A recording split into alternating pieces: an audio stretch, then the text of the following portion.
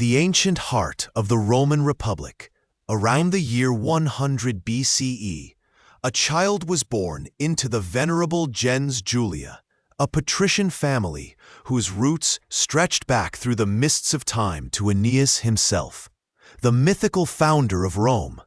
This was Gaius Julius Caesar, a name destined to echo through the corridors of history. Yet, at his birth, he was simply another scion of a noble house, albeit one with a lineage that claimed divine descent from Venus. His early world was not one of imperial grandeur, for Rome was still a republic, albeit one grappling with the immense pressures of expansion and internal strife.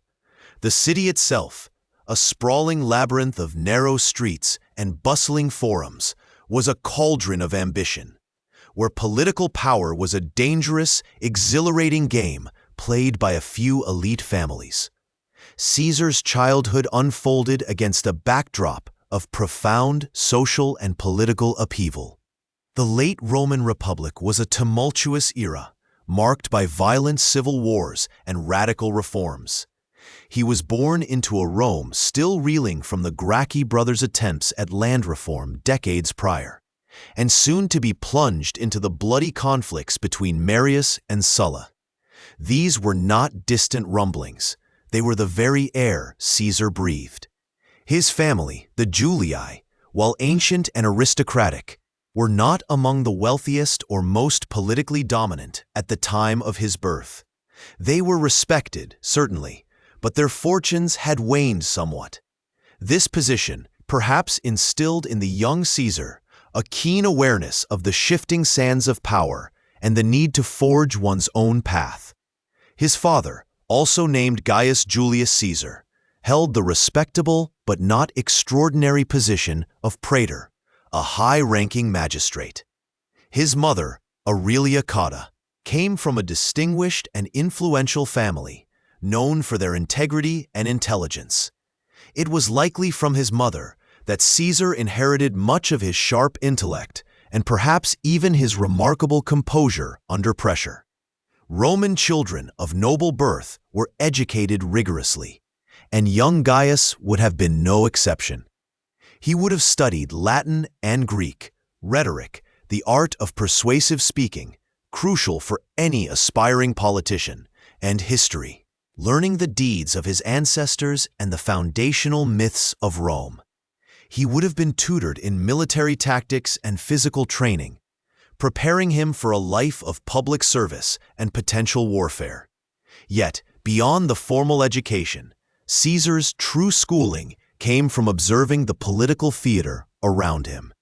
The very notion of a stable republic was being tested daily. The rise of powerful, charismatic generals like Marius, who had reformed the army and opened its ranks to the landless, fundamentally altered the political landscape. These generals commanded immense personal loyalty from their troops, often eclipsing the authority of the Senate. Caesar's own aunt, Julia, was married to Marius, a connection that would prove both advantageous and perilous. This familial tie placed the young Caesar squarely within the Marian faction, a political alignment that would later put him in grave danger during Sulla's brutal proscriptions. The period of Sulla's dictatorship, beginning around 82 BCE, was a particularly harrowing time for Rome and for the young Caesar. Sulla, a ruthless general and politician, seized control of Rome and systematically purged his political opponents, Marius's supporters in particular. Lists of proscribed citizens were posted publicly, and anyone on these lists could be killed with impunity, their property confiscated.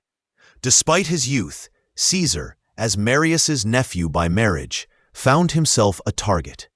Sulla reportedly saw something dangerous in the young man, famously remarking to his supporters, "Beware the boy with the loose tunic," a reference to Caesar's seemingly casual attire, but perhaps also to his already evident charm and disregard for rigid convention.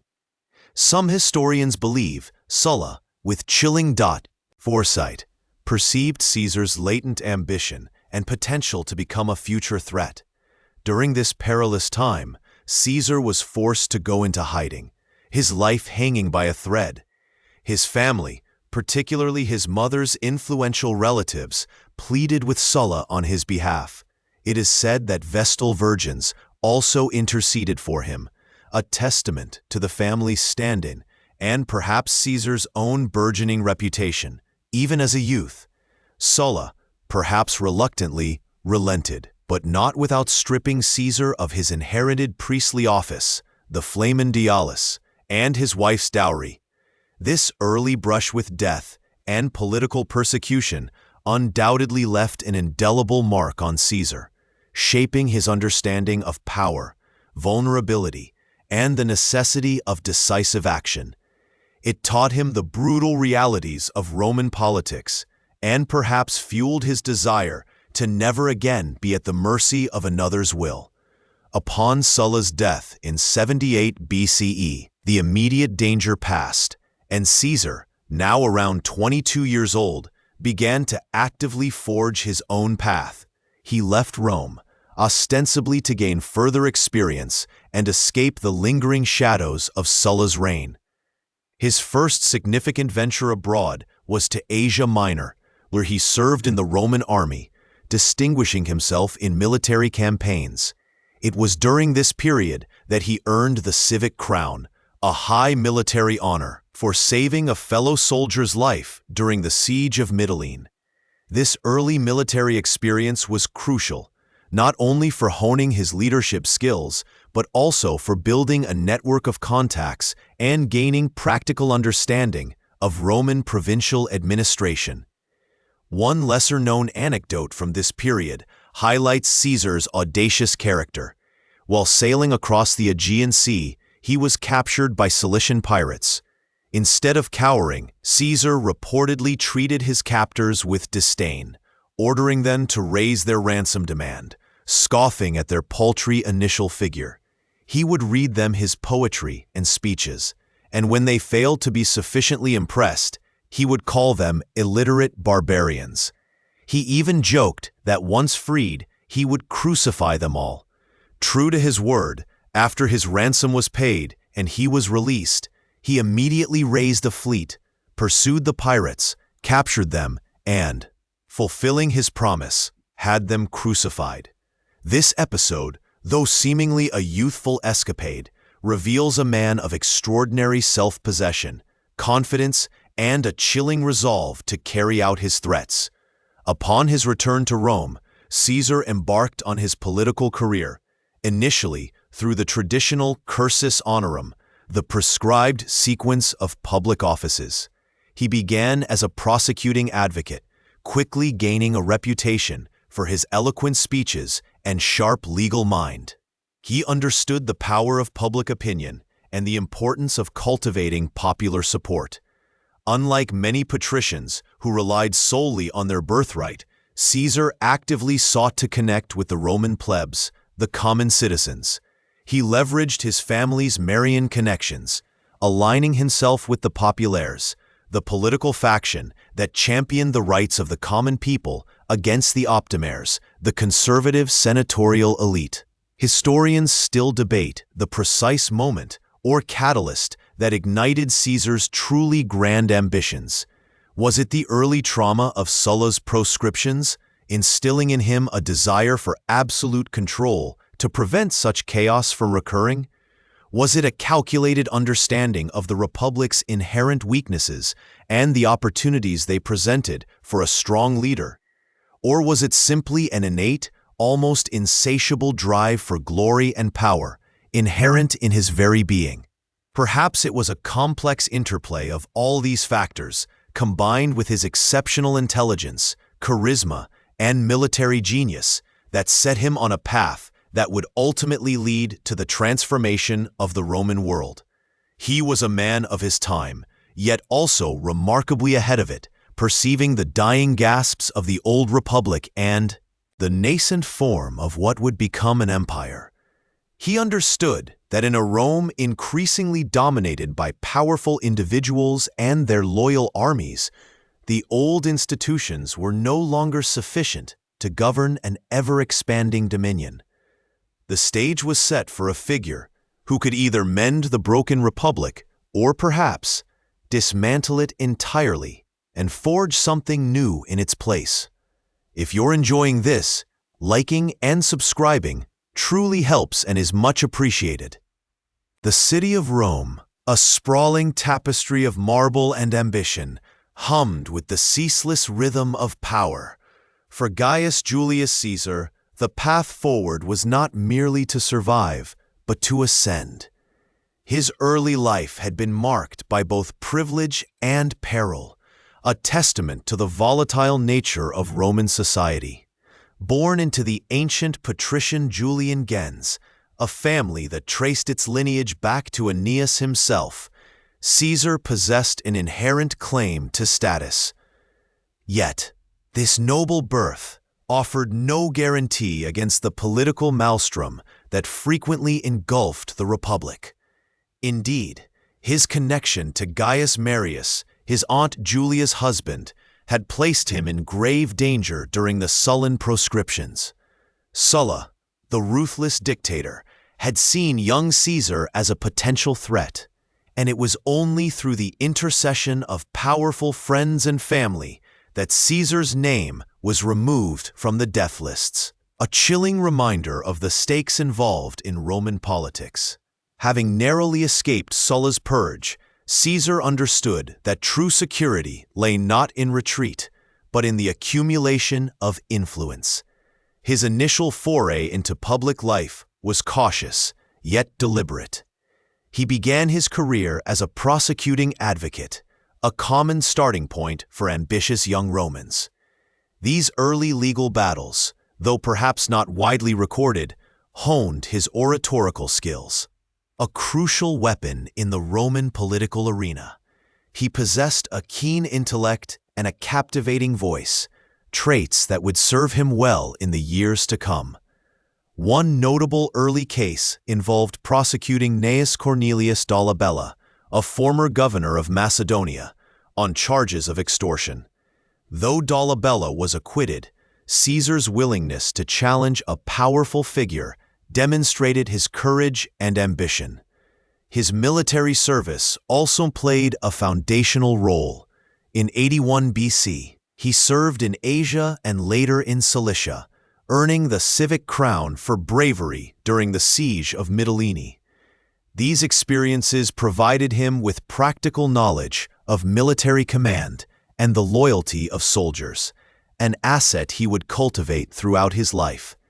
It was during this period, while traveling by sea, that he famously encountered pirates.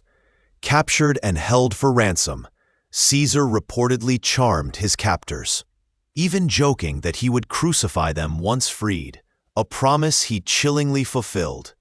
This episode, though seemingly minor, reveals much about his audacious character and his capacity for both charm and ruthlessness. Upon his return to Rome, Caesar continued to build his political base.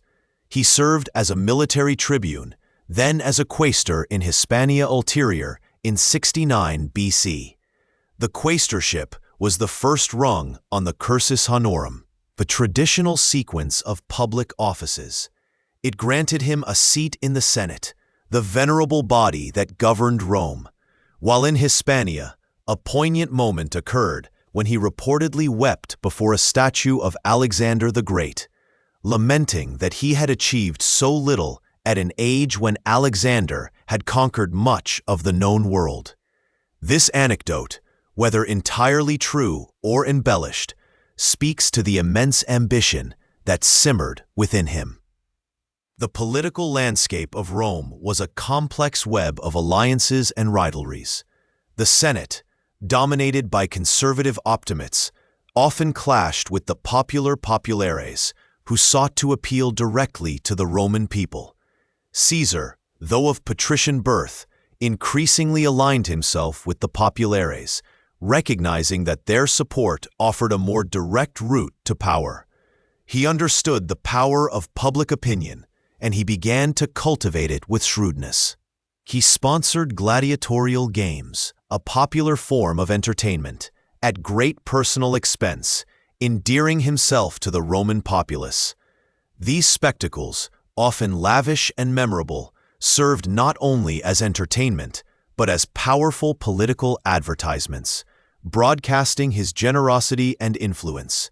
In 65 BC, Caesar was elected curule aedile, an office responsible for public works and games.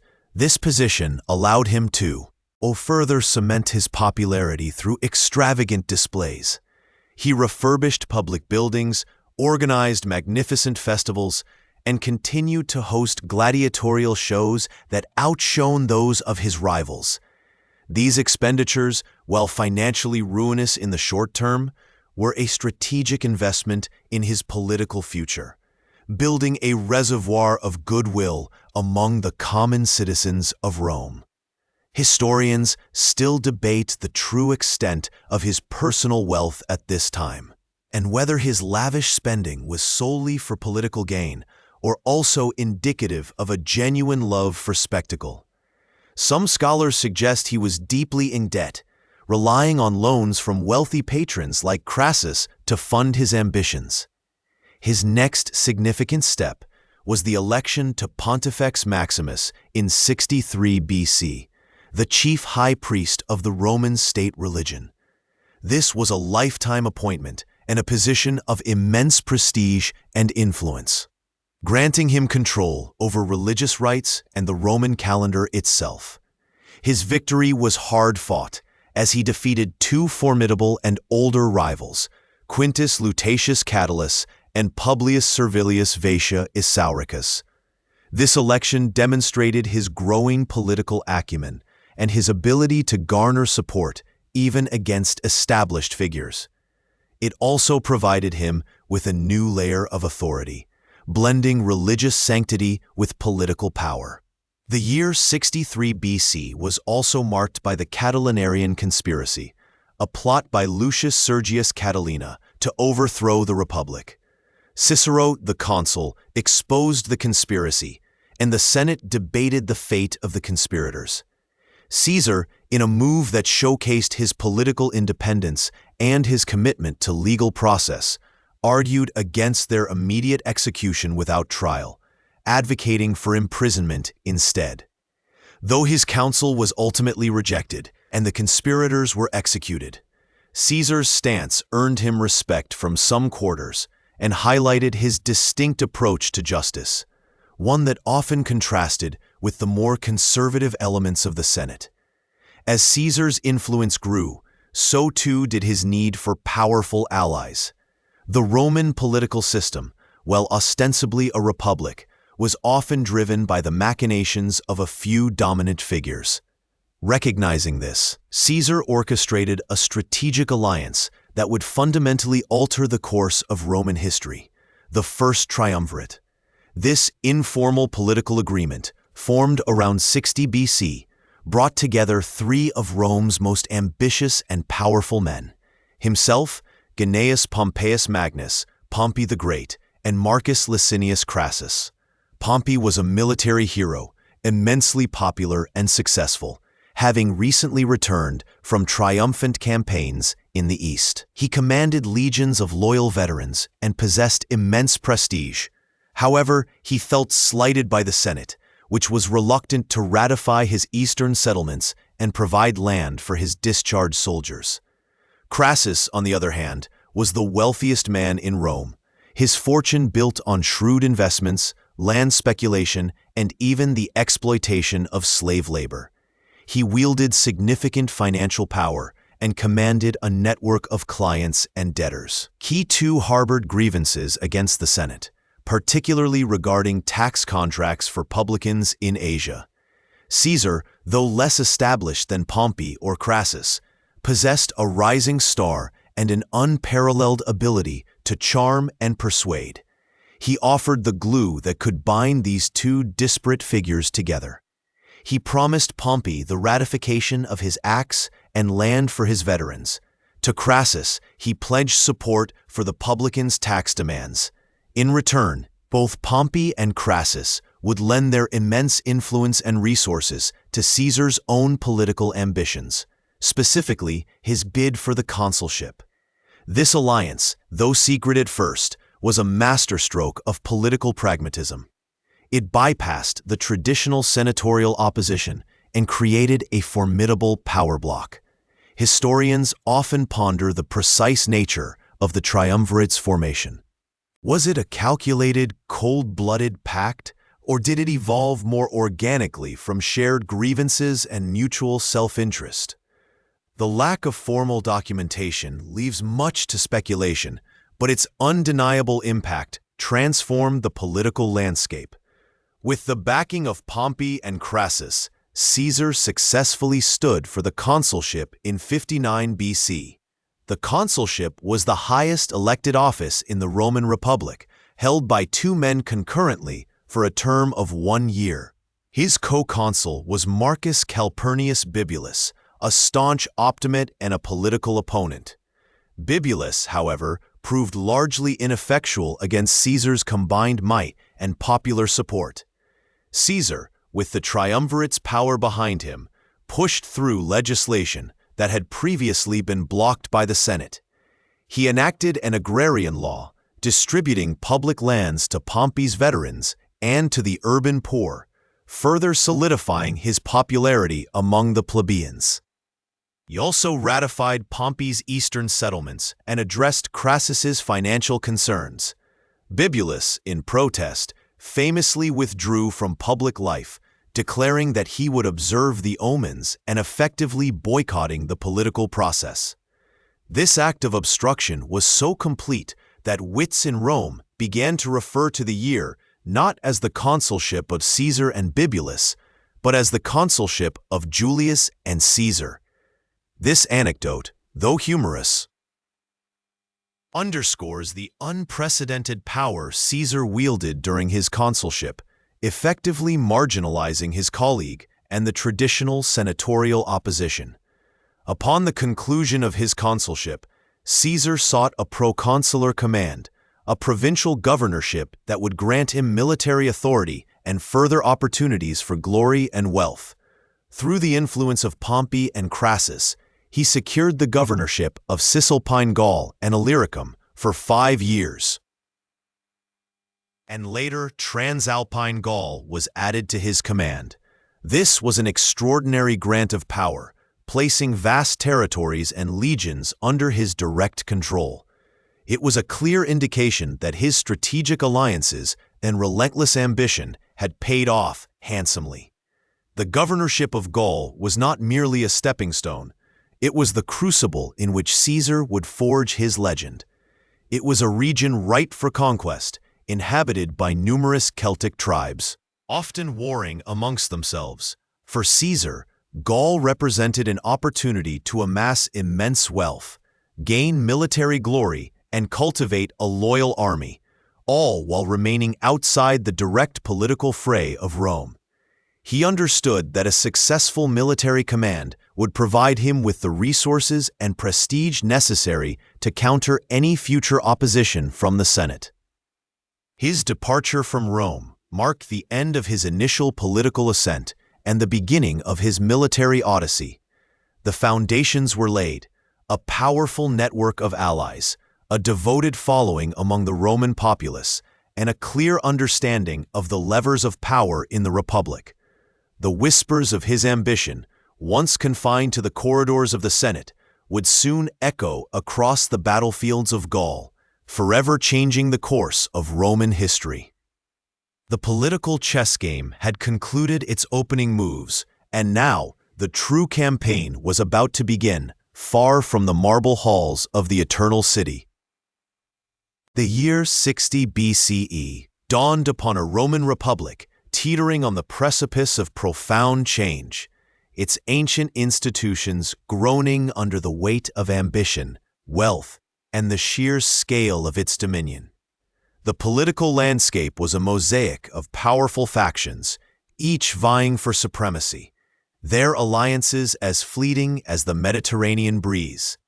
Yet, amidst this familiar chaos, an unprecedented pact was forged, one that would irrevocably alter the trajectory of Rome and, indeed, the Western world.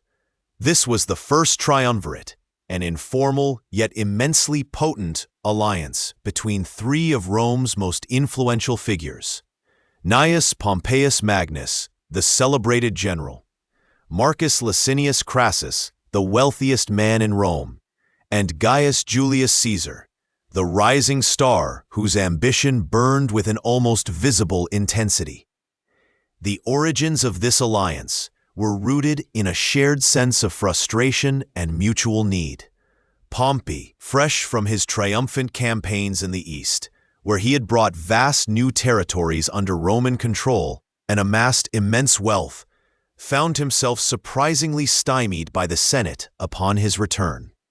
His requests for land grants for his victorious veterans and the ratification of his eastern settlements were met with obstinate resistance, largely from conservative senators wary of his immense popularity and potential for autocratic power. The very body he had served so diligently now seemed determined to clip his wings, leaving him feeling betrayed and politically isolated.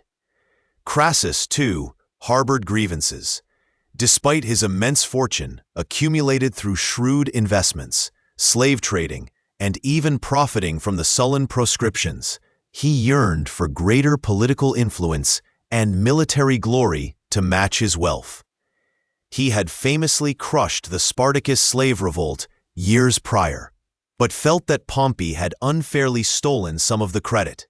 He sought a reduction in the tax contracts for the publicani, the powerful tax farmers who were often his business associates, a measure the Senate also stubbornly opposed. His vast network of clients and debtors gave him considerable sway, but he lacked the military prestige of Pompey or the burgeoning popular appeal of Caesar.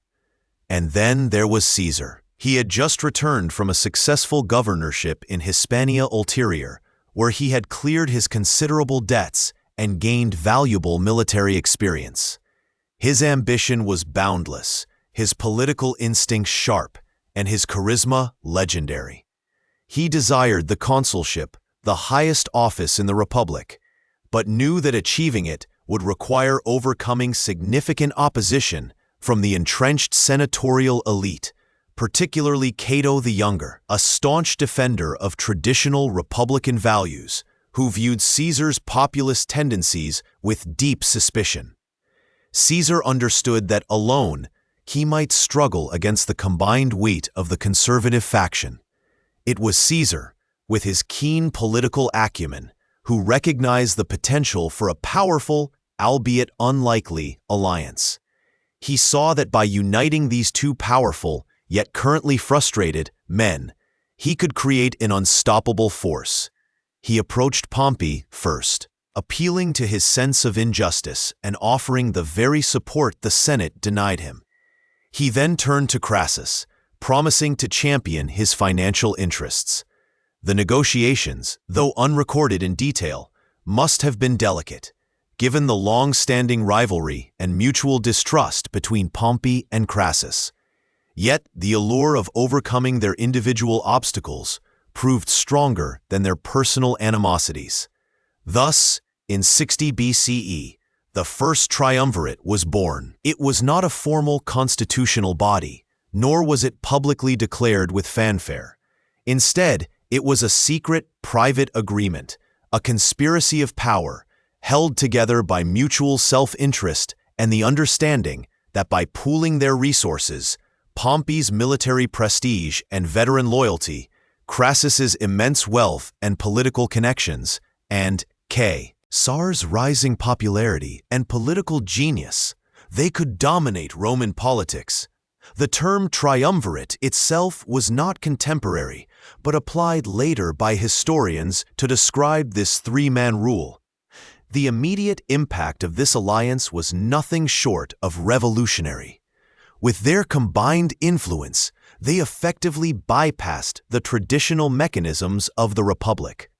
Caesar, with the backing of Pompey and Crassus, successfully stood for and won the consulship for 59 BCE. His co-consul, Marcus Calpurnius Bibulus, a conservative and a staunch opponent of Caesar, found himself utterly marginalized. Caesar, acting with the triumvirate collective power, pushed through legislation that had been stalled for years. One of his first acts was to pass an agrarian law, distributing public lands to Pompey's veterans and to the urban poor. This was a measure that Pompey had desperately sought, and the Senate had vehemently opposed. When Bibulus attempted to obstruct the law, Caesar, with the implicit threat of force from Pompey's veterans, simply ignored him. Bibulus, in a desperate and ultimately futile protest, declared all remaining days of the year ill-omened and confined himself to his house, effectively abandoning his consular duties. This led to the sarcastic quip that the consuls for 59 BCE were Julius and Caesar, highlighting Caesar's unchallenged dominance. Beyond the agrarian law, Caesar, as consul, ratified Pompey's eastern settlements, bringing stability and recognition to the vast territories Pompey had conquered and organized. He also pushed through the tax relief that Crassus desired for the publicani. The triumvirate functioned as an executive committee, dictating policy and leveraging their combined power to ensure its passage, often over the heads of the Senate and the traditional republican institutions. The very fabric of the republic, founded on checks and balances, was strained to its breaking point. This period also saw Caesar consolidate his personal power base. After his consulship, the triumvirate ensured he was granted an extraordinary 5-year proconsular command over Cisalpine Gaul, northern Italy, Transalpine Gaul, southern France, and Illyricum, the Adriatic coast. This was an unprecedented grant of power, placing vast military resources and a large territory under his direct control, far from the immediate scrutiny of Rome. Historians still debate the exact motivations behind this extended command. Was it primarily to give Caesar a chance to gain military glory and build a loyal army? Or was it also a strategic move by Pompey and Crassus to keep their ambitious partner occupied and away from Rome, where his popularity was growing unsettlingly fast? Perhaps it was a combination of both, a calculated risk taken by men who believed they could control the forces they had unleashed. The alliance, though powerful, was inherently unstable, a delicate balance of competing ambitions. Pompey, the military hero, was accustomed to being Rome's preeminent figure. Crassus, the financial titan, sought recognition and influence. Caesar, the cunning politician, was rapidly accumulating both. Their bond was one of convenience, not genuine affection or shared ideology. The years that followed the formation of the triumvirate saw a continuous dance of power, with each man seeking to advance his own interests while maintaining the fragile equilibrium. One lesser-known detail from this period highlights the extent of the triumvirate's control. During Caesar's consulship, the orator and philosopher Cicero, a staunch Republican and vocal critic of the triumvirate, found himself increasingly isolated and threatened. Clodius Pulcher, a populist tribune and a political enemy of Cicero, and crucially, a tool of the triumvirate, pushed through a law that effectively exiled Cicero from Rome. This act demonstrated the triumvirate's willingness to silence opposition and remove obstacles, even those as prominent as Cicero. Further rotting the traditional liberties of the Republic. It was a stark warning to anyone who dared to defy their collective will. The triumvirate's influence extended beyond legislative matters. They manipulated elections, used their vast wealth to sway public opinion, and deployed their loyal followers to intimidate opponents. The streets of Rome often saw clashes between the armed gangs of Clodius, aligned with Caesar, and those of Milo, a supporter of Pompey, though later, as the triumvirate frayed, Pompey would align with Milo against Clodius. This descent into political violence was a symptom of the weakening grip of traditional law and order, replaced by the raw power of ambitious individuals.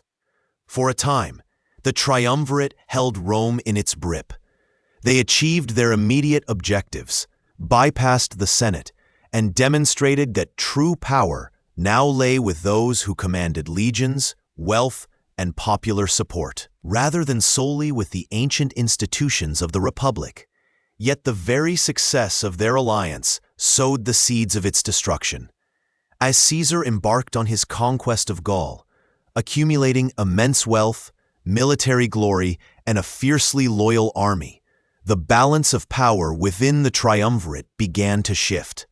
Pompey, remaining in Rome, saw his own star dimming in comparison to Caesar's meteoric rise.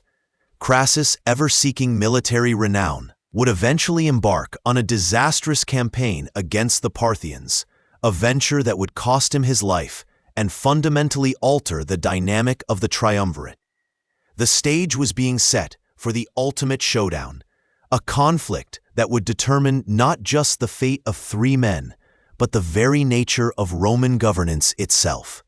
The Republic, already weakened by decades of internal strife, was now on a path from which there would be no return, guided by the hands of men who, in their pursuit of individual power, inadvertently paved the way for an empire. The whisper of the Mediterranean breeze, which had once carried the scent of olive groves and the distant murmur of Roman forums, now began to stir the leaves of ancient forests far to the north, in a land the Romans called Gaul. This was a vast, untamed expanse, stretching from the sun-drenched shores of the Mediterranean up to the cold, mist-shrouded lands of the North Sea, bounded by the Rhine and the Atlantic. It was a mosaic of tribal territories, each with its own customs, its own fierce loyalties, and its own deep-seated rivalries. For centuries, these Gallic tribes had been a source of both fascination and fear for Rome, their warriors renowned for their courage, their artistry for its intricate beauty, and their independence for its stubborn resistance to outside dominion. It was into this complex, often volatile world that Gaius Julius Caesar stepped in 58 BCE, not as a mere general, but as a proconsul, armed with an unprecedented 5-year command over Cisalpine Gaul, Illyricum, and Transalpine Gaul. His initial mandate was ostensibly to protect Roman interests, to secure the fragile borders of the province of Transalpine Gaul, which had been established decades earlier. But Caesar, ever the strategist, ever the visionary, saw not just a defensive perimeter, but an opportunity. He saw a chance to secure his own political future, to amass wealth, and, perhaps most importantly, to forge a legend that would echo through the ages. His arrival was not met with immediate conflict, but rather with a brewing storm among the Gallic tribes themselves. The Helvetii, a powerful tribe from what is now Switzerland, were preparing a mass migration across Gaul, a movement that threatened to destabilize the entire region and, crucially, to encroach upon Roman allied territories. Caesar, with characteristic swiftness, seized upon this pretext. He understood that inaction would be perceived as weakness, and he knew that control lay not in waiting, but in decisive action. He famously blocked their passage, then pursued them relentlessly, culminating in the Battle of Bibracte in 58 BCE. Here his legions, disciplined and unyielding, clashed with the vast, sprawling forces of the Helvetii. The battle was a testament to Roman military superiority, to the effectiveness of their training, their equipment, and their tactical formations. The Helvetii were decisively defeated, their migration halted, and their power broken. This victory, swift and conclusive, sent a clear message throughout Gaul. Rome, under Caesar, was a force to be reckoned with. Yet the dust had barely settled from Bibracte when another challenge emerged, this time from the east. Ariovistus, a formidable Germanic chieftain, had led his Suebi warriors across the Rhine, establishing a dominant presence in eastern Gaul and oppressing several Gallic tribes, including the Aedui, who were nominal allies of Rome. The Gallic chieftains, weary of Ariovistus's tyranny, appealed to Caesar for aid. This was a delicate situation. Rome had a long-standing policy of non-interference in internal Gallic affairs, and a direct confrontation with a powerful Germanic chieftain carried significant risks. However, Caesar, ever the opportunist, framed it as a defense of Roman allies and a protection against further Germanic incursions. He met Ariovistus for negotiations, a tense encounter where both men, proud and unyielding, failed to find common ground. The inevitable clash occurred near modern-day Mulhouse, again in 58 BCE. The Battle of the Vosges was fiercely contested, with the Germanic warriors fighting with a desperate ferocity. But again, Roman discipline and Caesar's tactical brilliance prevailed. Ariovistus was routed, his forces scattered, and he himself barely escaped across the Rhine. The immediate threat from the Suebi was neutralized, and Caesar's prestige among the Gauls soared. He was seen not just as a conqueror, but as a liberator. These initial campaigns, however, were the prelude. Caesar understood that true dominion over Gaul would require more than just defensive victories. It would require systematic conquest. The following years saw a relentless series of campaigns, each designed to break the power of individual tribes, to secure strategic regions, and to extend Roman influence. In 57 BCE, he turned his attention to the Belgae, a confederation of powerful tribes in northern Gaul, renowned for their martial prowess. The Battle of the Sabis, fought against the Nervii, one of the fiercest Belgic tribes, was a near disaster for the Romans. The Nervii launched a surprise attack, almost overwhelming Caesar's legions. It was only through the extraordinary bravery of his soldiers, the rapid deployment of reserves, and Caesar's own personal courage on the front lines that the Roman line held. This battle, more than any other, showcased the resilience of the Roman legionary and the unwavering leadership of Caesar. The Belgae were eventually subdued, their lands brought under Roman control. The years that followed saw Caesar's legions marching across the vastness of Gaul, from the Atlantic coast to the Rhine, from the rugged mountains of the Massif Central to the fertile plains. He faced a bewildering array of tribes, the Veneti, masters of naval warfare on the Atlantic coast, whose specialized ships were eventually overcome by Roman ingenuity in 56 BCE, the Aquitani in the southwest, whose resistance was broken by his trusted lieutenant, Publius Crassus, and countless others. Each campaign presented its own unique challenges: dense forests that concealed ambushes, treacherous rivers that needed to be bridged, and fortified hill forts that required elaborate siege works. One of the most remarkable feats of Roman engineering during this period was the construction of Caesar's Rhine bridges. In 55 BCE, and again in 53 BCE, to deter Germanic incursions and to demonstrate Roman power, Caesar ordered the construction of massive wooden bridges across the wide and swift-flowing Rhine River. These were not temporary crossings, but formidable structures built with incredible speed and precision by his legionaries. The first bridge, an engineering marvel, was completed in just 10 days. Historians still debate the exact location of these bridges, as no definitive archaeological evidence has been found, but their existence is attested by Caesar himself in his commentaries. These bridges served their purpose, allowing Caesar to briefly cross into Germania, send a clear message to the Germanic tribes, and then, just as quickly, dismantle the structures, leaving behind a profound psychological impact. It was a demonstration of Roman technological superiority and their ability to project power far beyond their established borders. Caesar's ambition, however, did not stop at the Rhine. In 55 BCE, he embarked on an even more audacious venture, an invasion of Britannia. The reasons for this expedition were complex. Ostensibly, it was to punish certain British tribes for aiding the Gauls.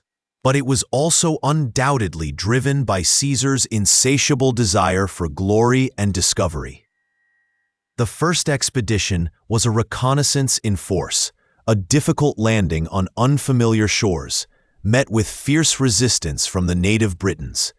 The Romans faced chariots, a form of warfare they had rarely encountered, and the unpredictable tides of the English Channel. Though he established a foothold, Caesar was forced to withdraw before the onset of winter. He returned the following year, in 54 BCE, with a much larger force, pushing deeper into the island and engaging in several significant battles. He even crossed the River Thames, a considerable feat. While he did not establish a permanent Roman presence in Britannia at this time, his expeditions opened the island to Roman knowledge and trade, paving the way for future conquests. These expeditions, though not leading to full conquest, added immensely to his legend, portraying him a bit. It's a commander who dared to venture beyond the known world. Despite the seemingly continuous stream of Roman victories, Gaul was far from fully subdued. The sheer scale of Roman operations, the constant demands for tribute, and the imposition of Roman law fostered a growing resentment among many of the Gallic tribes. This simmering discontent finally erupted in a widespread rebellion in 52 BCE, led by one of the most charismatic and brilliant Gallic chieftains, Vercingetorix of the Arverni. Vercingetorix was a unifying figure, a rare leader who managed to bring together disparate and often rival Gallic tribes under a common banner against Rome. He understood Roman tactics and employed a scorched earth policy, burning towns and crops to deny supplies to Caesar's legions, and harassing Roman supply lines. The rebellion reached its climax at the Siege of Alesia. Vercingetorix and his main army fortified themselves within the formidable hill fort of Alesia, hoping to starve out the Romans. Caesar, however, responded with a stroke of military genius that is still studied in military academies today. He ordered the construction of not one, but two massive circumvallation lines around Alesia. The inner line, stretching for miles, was designed to besiege Vercingetorix's forces within the fort.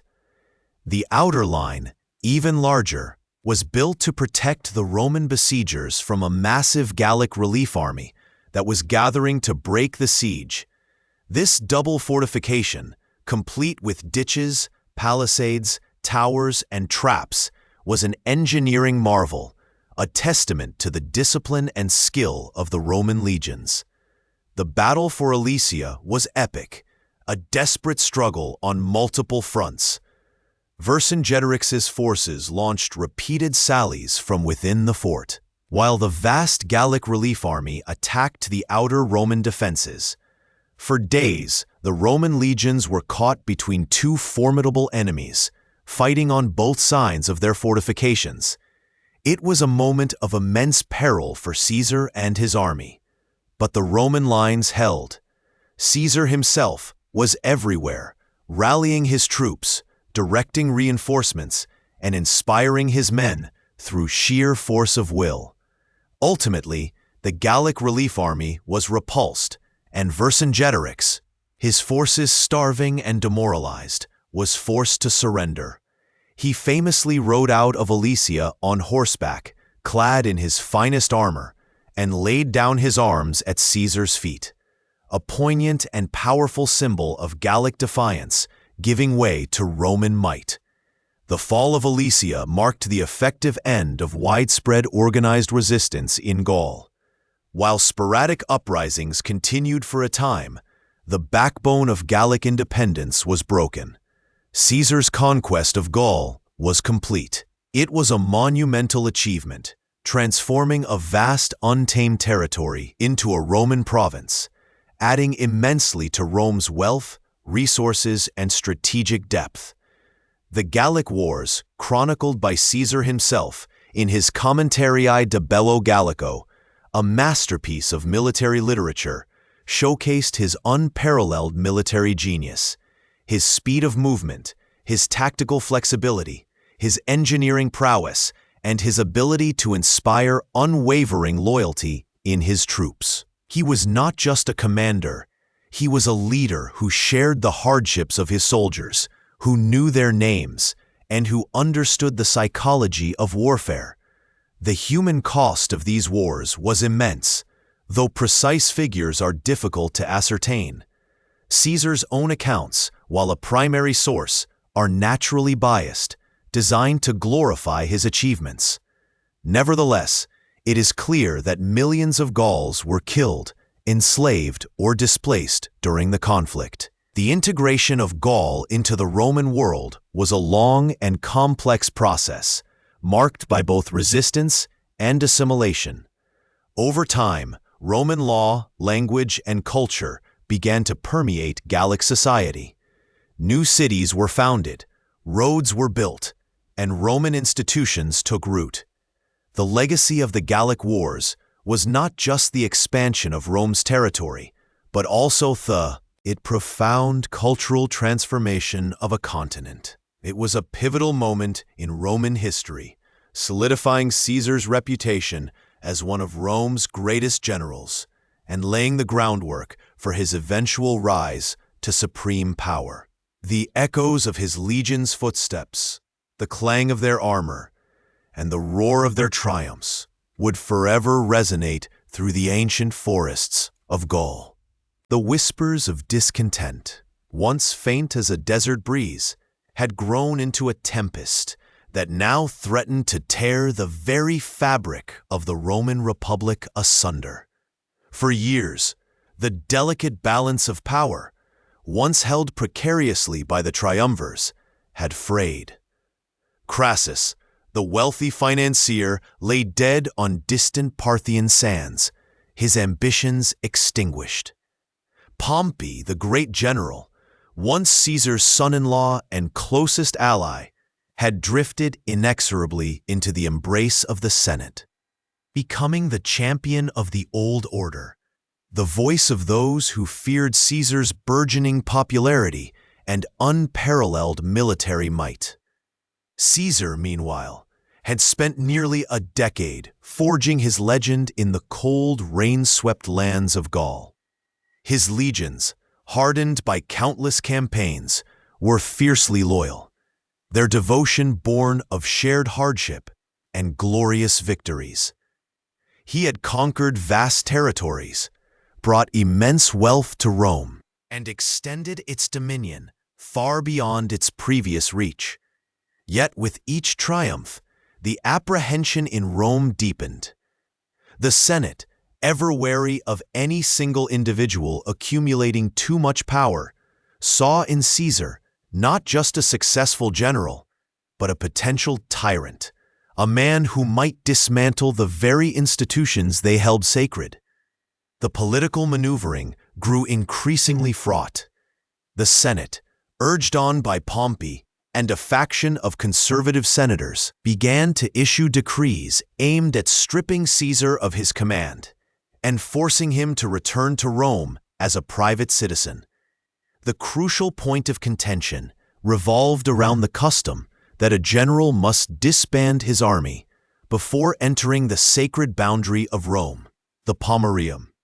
This tradition was designed to prevent military coups, ensuring that no armed force could intimidate the Senate or the people.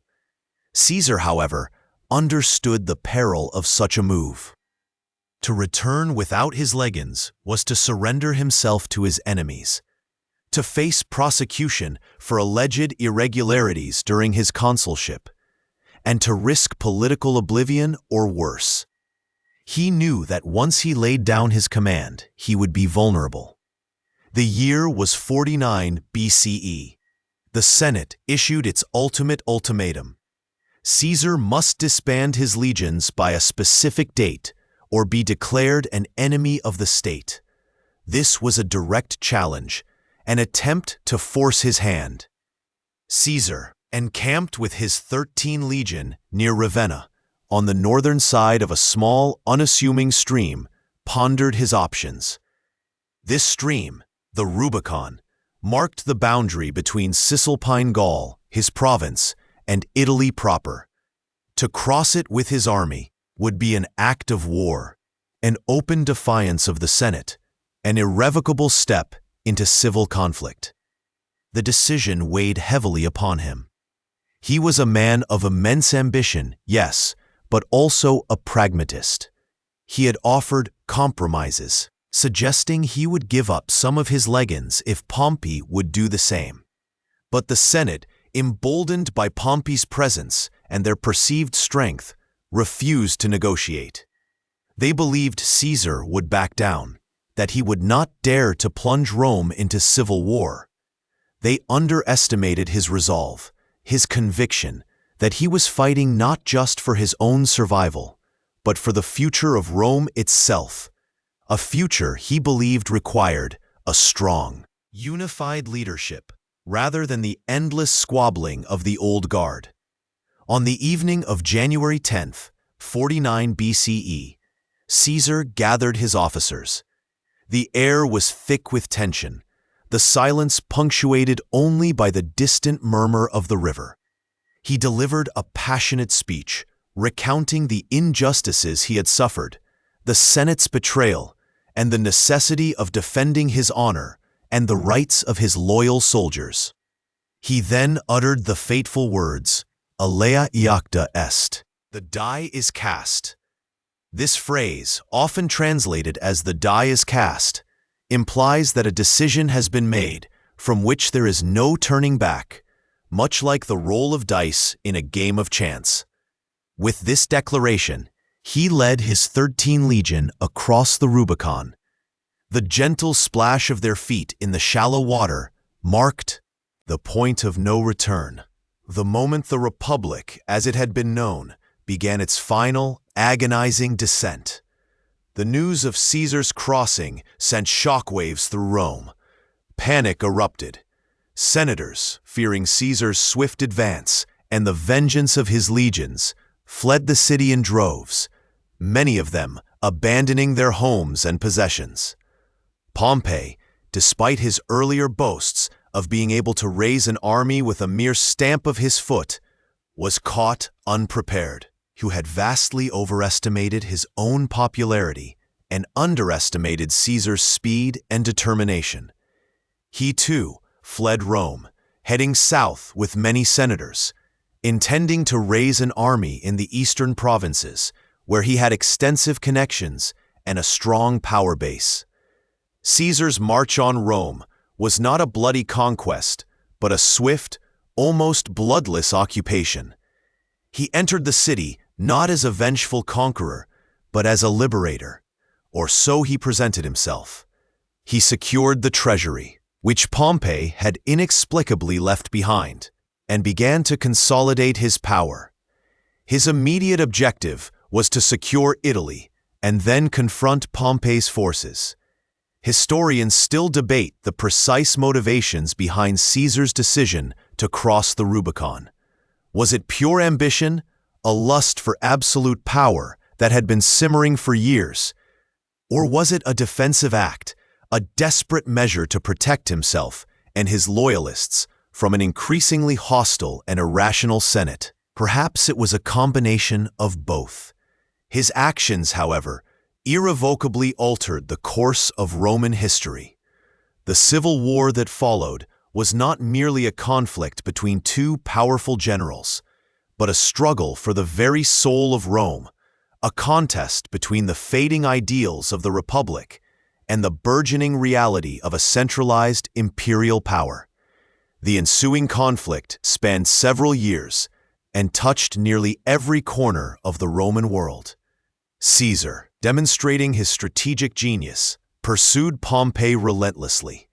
One of the most decisive engagements occurred at the Battle of Pharsalus in 48 BCE in Thessaly, Greece. Pompey, with a larger army but perhaps less experienced troops, and under pressure from his senatorial allies to engage, faced Caesar's veteran legions. Caesar, though outnumbered, employed brilliant tactical maneuvers. He anticipated Pompey's cavalry charge and deployed a hidden reserve, which shattered Pompey's cavalry and exposed his flank. The defeat was devastating for Pompey, who fled the battlefield and eventually sought refuge in Egypt. However, Pompey's flight did not bring an end to the war, nor to his life. In Egypt, he was betrayed and assassinated by agents of the young pharaoh Ptolemy XIII, who hoped to curry favor with Caesar. When Caesar arrived in Egypt shortly after, he was presented with Pompey's head, a gruesome trophy. Caesar, it is said, was horrified by the sight.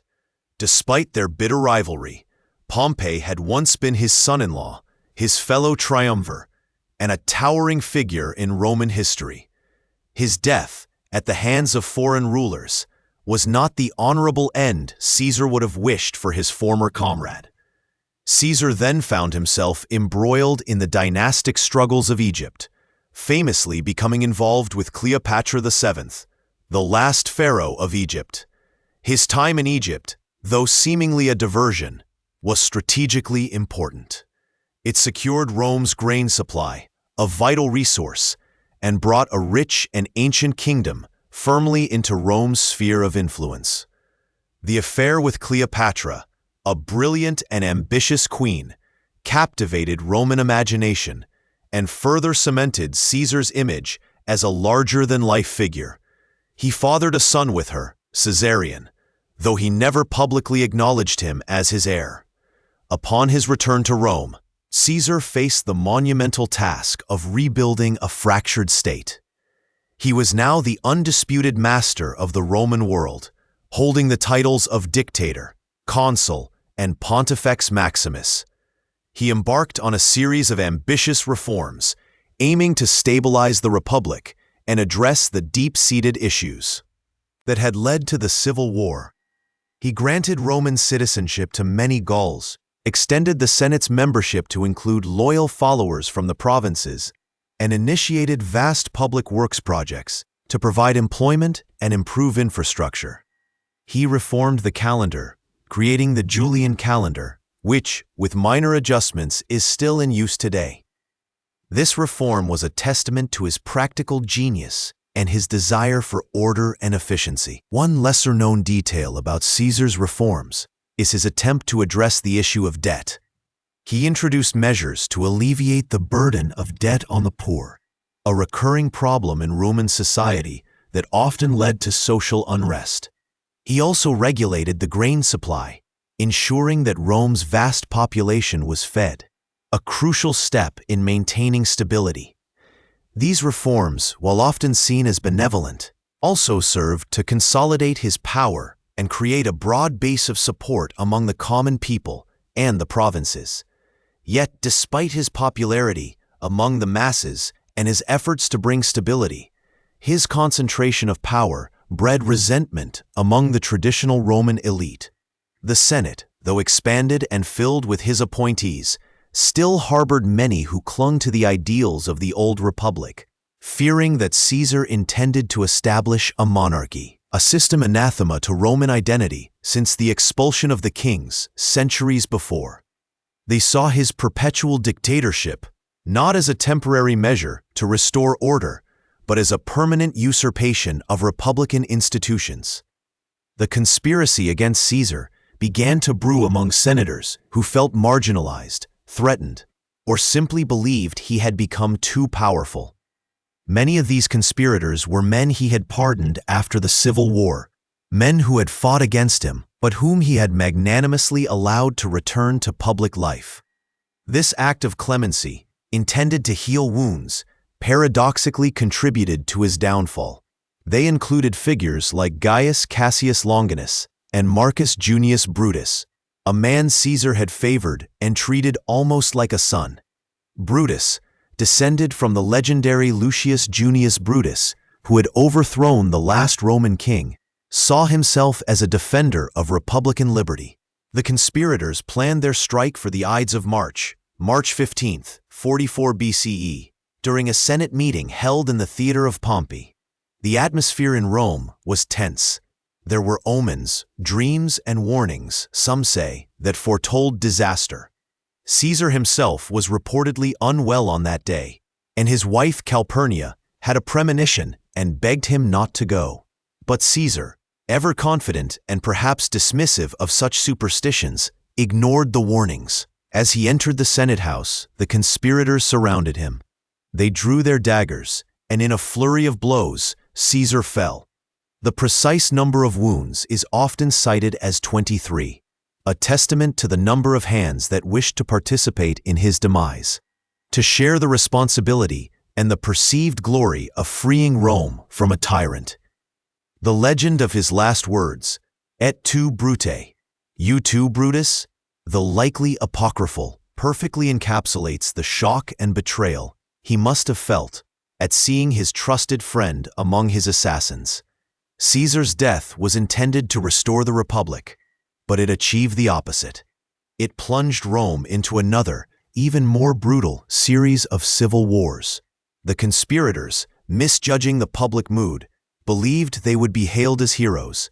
Instead, they found themselves facing the wrath of Caesar's loyal legions and the Roman populace, who mourned their champion. Mark Antony, Caesar's loyal general, delivered a powerful eulogy that inflamed the crowd, turning public opinion decisively against the assassins. The Republic, already weakened by decades of internal strife, could not withstand the shock of Caesar's assassination. His death created a power vacuum that was ultimately filled by his adopted heir, Octavian, who would later become Augustus, the first Roman emperor. The crossing of the Rubicon, the Civil War, Caesar's reforms, and his dramatic assassination were not isolated events, but interconnected threads that wove the tapestry of Rome's transition from a republic, albeit a flawed one, to an empire. The reverberations of that fateful step across the small stream would echo for centuries, shaping the destiny of one of the greatest civilizations the world has ever known. The dream of the Republic, once vibrant and powerful, had finally faded, replaced by the formidable reality of imperial rule, a legacy born from the ambition and genius of Julius Caesar. The die was cast, the Rubicon crossed, and the world held its breath as Julius Caesar, with a single legion, marched upon Rome.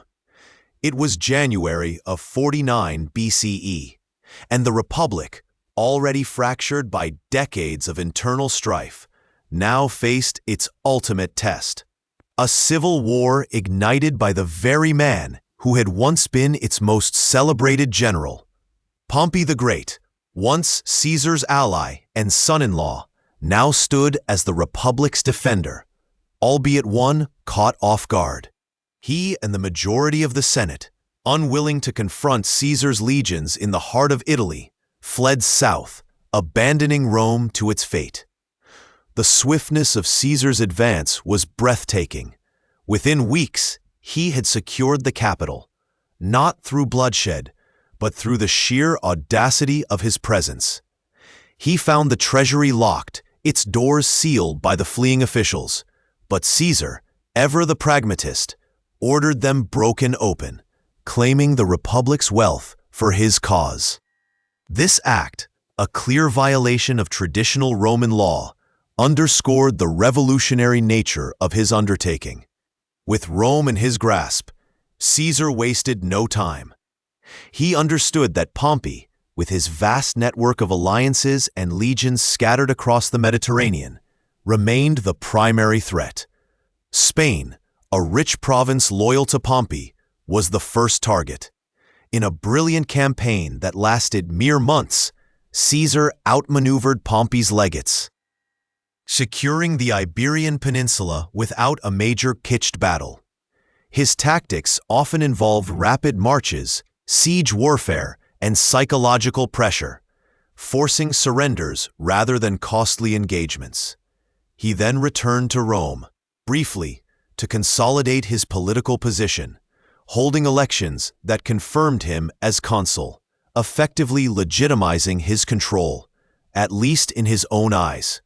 But the true confrontation loomed across the Adriatic. Pompey had gathered a formidable force in Greece, drawing on the legions of the East and the vast resources of the Republic's loyalists. The stage was set for a clash of titans, two former friends, now bitter enemies, vying for the soul of Rome.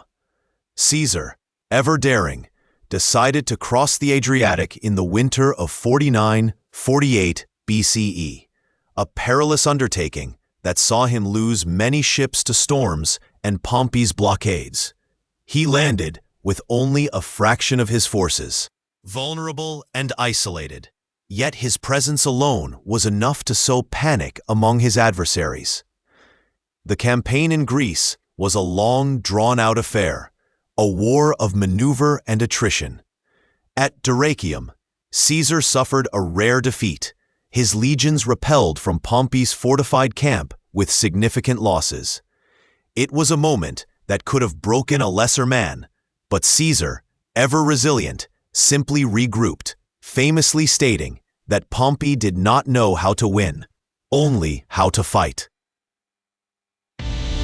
He led his forces inland, drawing Pompey away from his coastal supply lines, towards the plains of Thessaly. The decisive moment came on August 9th, 48 BCE, at the Battle of Pharsalus.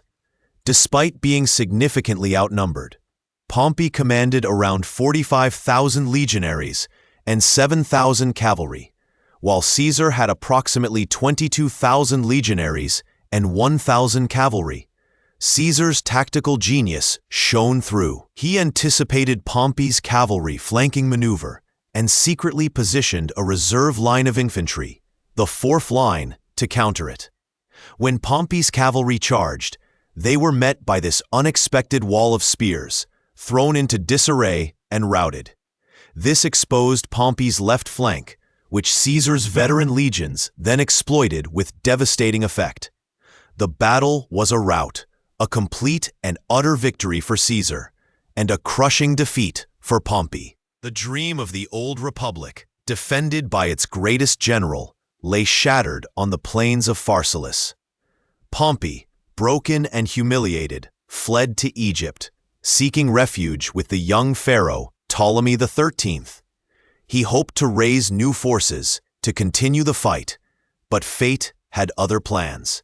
Upon his arrival, he was treacherously assassinated by Ptolemy's court, who sought to curry favor with the victorious Caesar.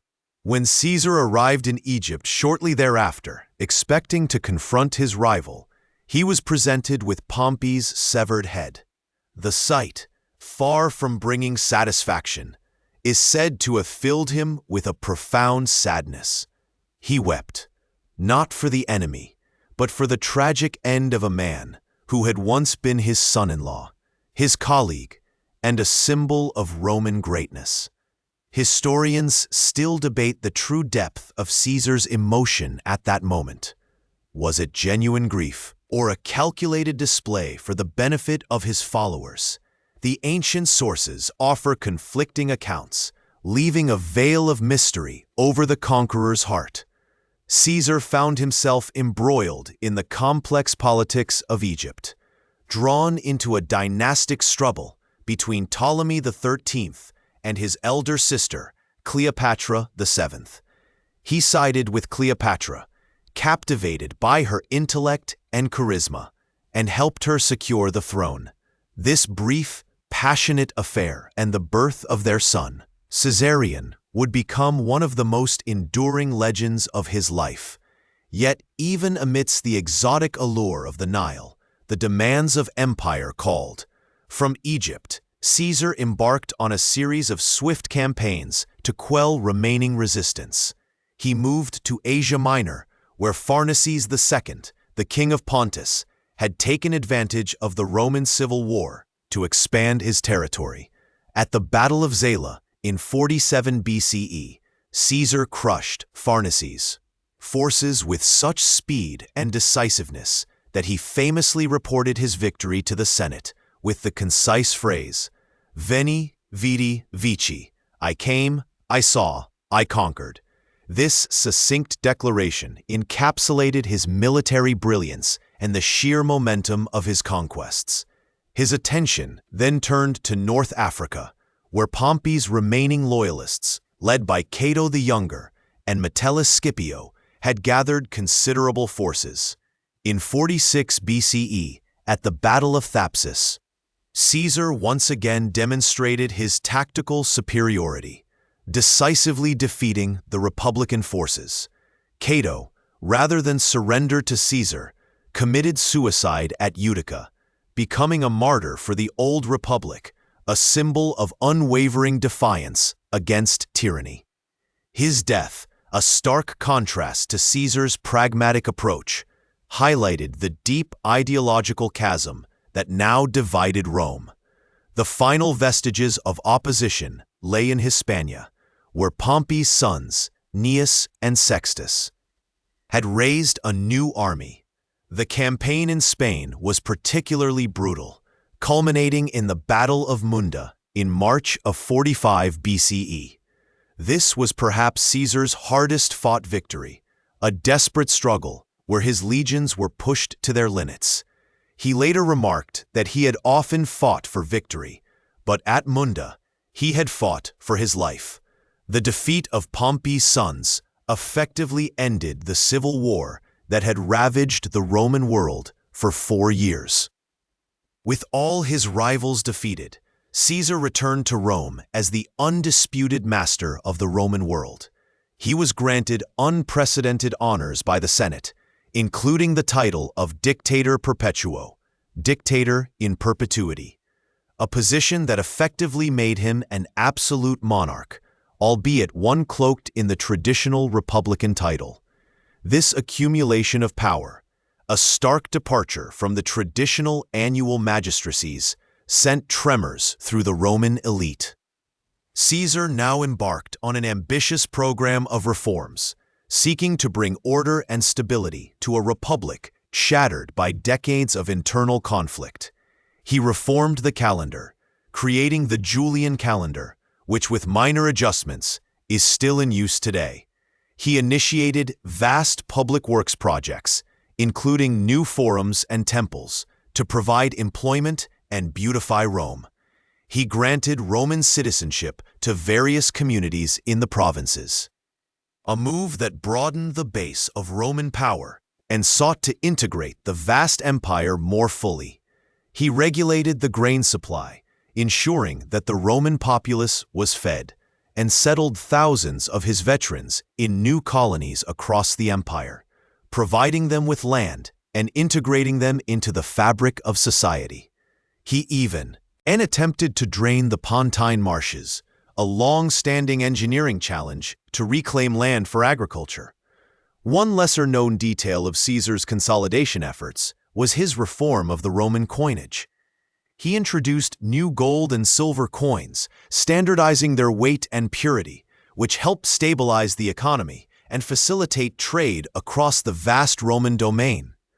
These coins often bore his likeness, a controversial move that further cemented his image as the supreme leader, blurring the lines between the republic and his personal rule. Yet despite his efforts to restore order and prosperity, a deep undercurrent of resentment simmered among the Roman aristocracy. Many senators, steeped in the traditions of the Republic, viewed Caesar's accumulation of power as a betrayal of Roman liberty.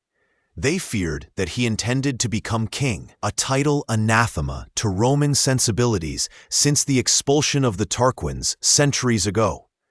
The very reforms that brought stability were seen by some as further erosion of republican institutions. Perhaps these walls of the Senate House whispered stories of past tyrants and the price of unchecked ambition. The debate over Caesar's true intentions continues to this day. Was he a benevolent reformer striving to save a failing republic? or a ruthless autocrat bent on absolute power? The answer, like so much of history, likely lies in the complex interplay of both. The stage was set for the final, tragic act of his life, a testament to the enduring struggle between power and liberty in the heart of Rome. The Ides of March, 44 BCE, found Rome in a state of simmering apprehension, a tension woven into the very fabric of its political life. Julius Caesar, having crossed the Rubicon and emerged victorious from the civil wars, now stood at the pinnacle of Roman power, a position unprecedented in its scope and duration. His assumption of the title Dictator Perpetuo, or Dictator in Perpetuity, was the final, indelible stroke that transformed the Republic into something else entirely, a shadow of its former self, even as its institutions nominally remained. This wasn't merely a temporary measure to restore order, as previous dictatorships had been.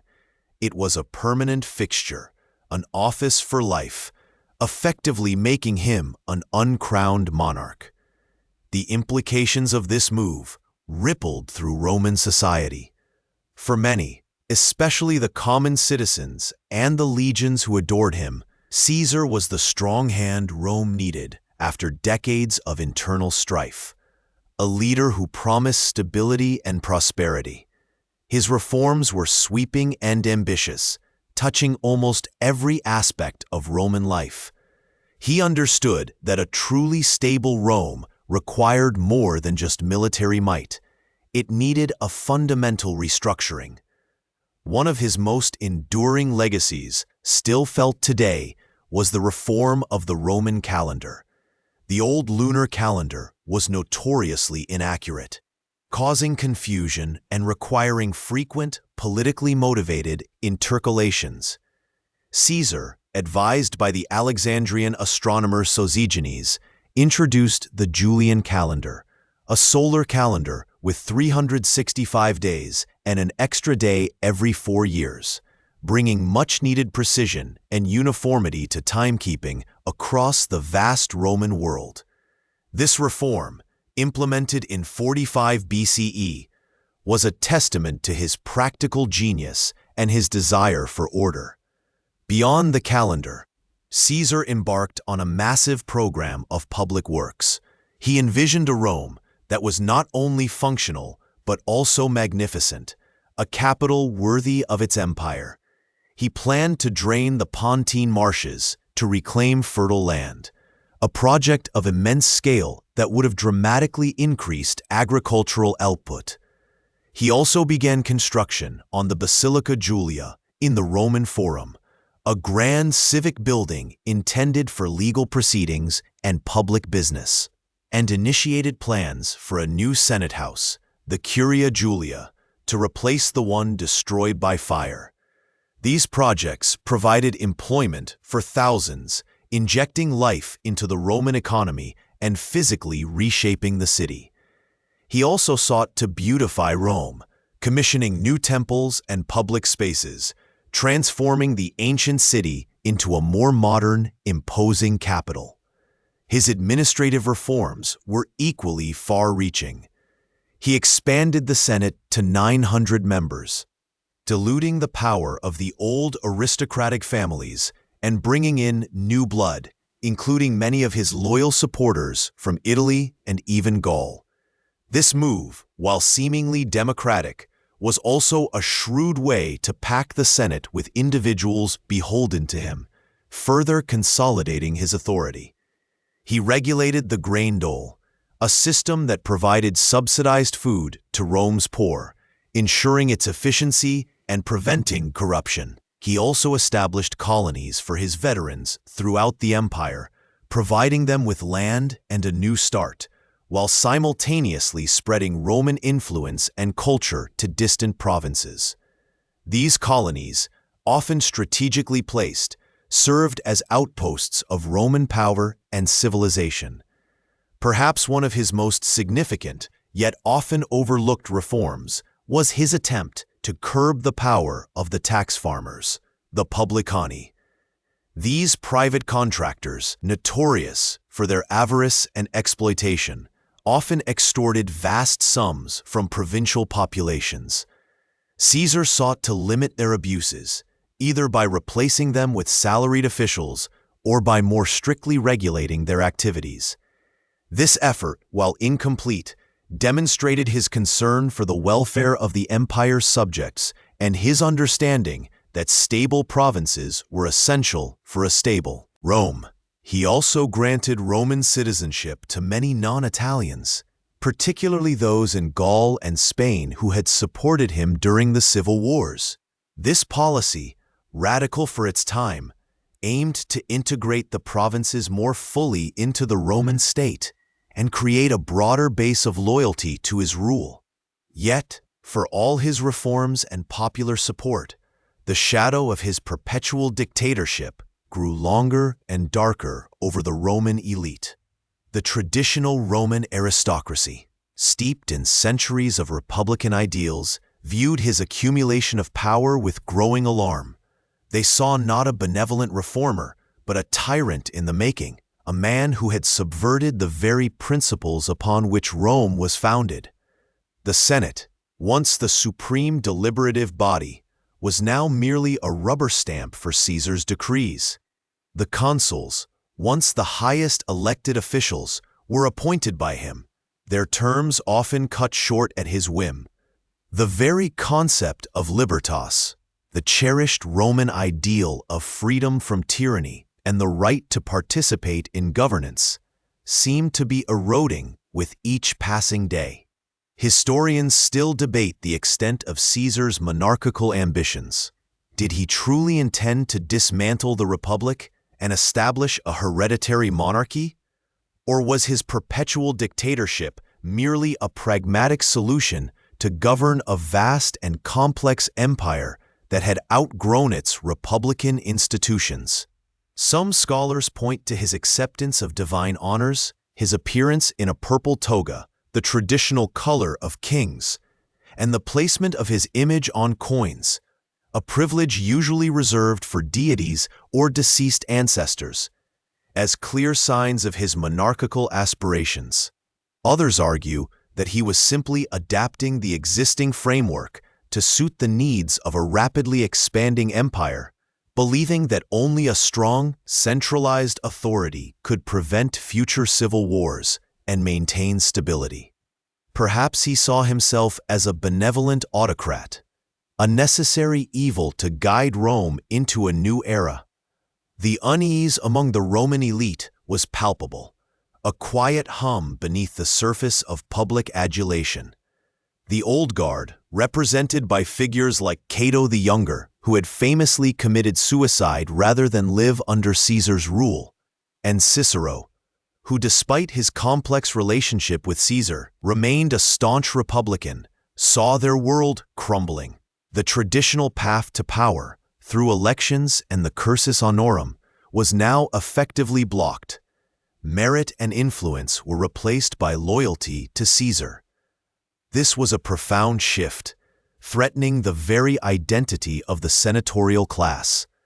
They had always prided themselves on their collective leadership, their ability to guide the republic through consensus and debate, even if that consensus was often achieved through fierce political maneuvering. Now, one man held all the reins. The conspirators, a diverse group including disgruntled senators, former allies, and even some who had been pardoned by Caesar, began to coalesce around a shared fear that Caesar would declare himself king.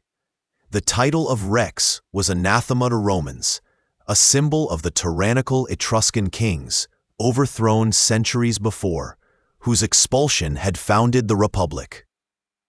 The very word evoked images of oppression and servitude.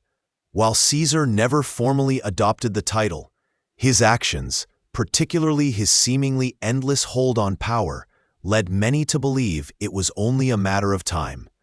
The incident at the Lupercalia festival in February 44 BCE, where Mark Antony publicly offered Caesar a diadem, a symbol of kingship, which Caesar famously refused, only fueled the suspicions. Was it a genuine refusal, or merely a theatrical gesture to test public opinion?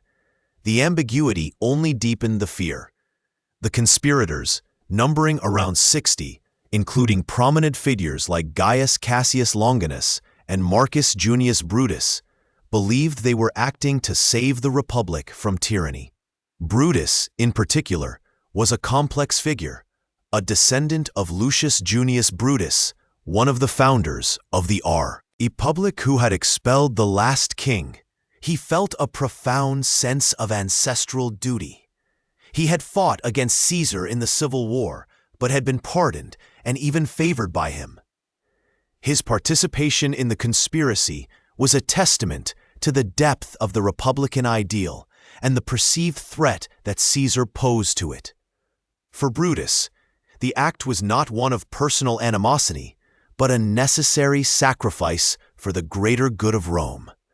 The planning was meticulous, shrouded in secrecy. They chose the Ides of March, a meeting of the Senate, as the opportune moment. The location, the portico of Pompey, was ironic, given that Pompey had been Caesar's great rival. The atmosphere leading up to that day was thick with foreboding, a sense of impending doom that seemed to hang over the city. Omens and portents, whether real or imagined, were widely reported. Strange dreams, unusual animal behavior, and even a statue of Caesar reportedly falling. While these might be dismissed as superstition, they reflect the deep anxiety that permeated Roman society. On that fateful day, as Caesar made his way to the Senate, he was reportedly handed a warning note which he did not read. He entered the chamber, oblivious to the deadly trap that awaited him. The conspirators, feigning a petition, surrounded him. Then the daggers flashed. Caesar, initially resisting, saw Brutus among his attackers. The shock and betrayal of seeing his protege, his friend, among the assassins, reportedly led to his final poignant words, "Et tu, Brute?" You too, Brutus? Though this precise phrasing is likely a later embellishment popularized by Shakespeare. The historical accounts suggest a cry of despair, "You too, my son?" or simply a resigned pulling of his toga over his head as he fell, stabbed 23 times. The immediate aftermath was chaos. The senators fled in terror. The conspirators, their hands stained with blood, paraded through the forum, shouting slogans about liberty and the restoration of the Republic. They believed they had freed Rome, that their act of tyrannicide would be celebrated as a heroic deed. But they had misjudged the mood of the people and the legacy of Caesar. The common citizens who had benefited from his reforms and adored him were enraged. The legions, fiercely loyal to their general, were stunned and furious. The assassination, far from restoring the Republic, plunged Rome back into another, even more brutal round of civil wars, ultimately paving the way for the very thing the conspirators had sought to prevent, the rise of an emperor. The assassination of Caesar remains one of history's most pivotal and debated events. Was it a noble act of Republican defiance, or a short-sighted, ultimately self-defeating act of violence? The legacy of Dictator Perpetuo was not the restoration of the Republic, but its final, irreversible demise. Caesar's death created a power vacuum that his adopted son, Octavian, would eventually fill, transforming the Roman state into an empire, a system of governance that, ironically, bore many resemblances to the centralized authority that Caesar himself had established. The whispers of the past, the echoes of liberty and tyranny, continued to reverberate through the marble halls of Rome, shaping its destiny for centuries to come. The air in Rome, though often thick with the scent of olive oil and the murmur of countless voices, began to hum with a different kind of energy in the early months of 44 BCE. It was an energy born of unease, of whispered fears and burgeoning ambition. Gaius Julius Caesar, the man who had brought Gaul to its knees and bested Pompey the Great, now stood as the undisputed master of the Roman world. His titles accumulated like autumn leaves: Dictator for life, Consul, Pontifex Maximus, Imperator. He held the reins of power with a grip so firm, so absolute, that it began to chafe those who still clung to the fading dream of the Republic.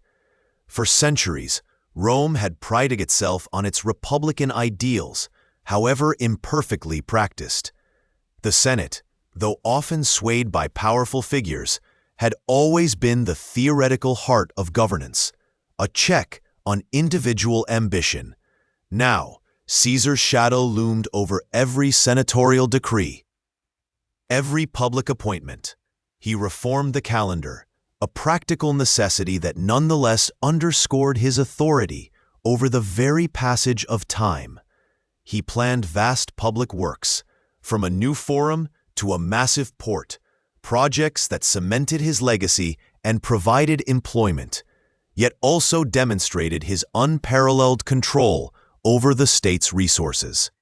He granted citizenship to provincials, a move that broadened Rome's base but diluted the traditional power of the old Roman families. To many, Caesar was a benevolent dictator, a visionary leader who brought order after decades of civil strife. His supporters saw him as the only man capable of governing an empire that had outgrown its republican institutions.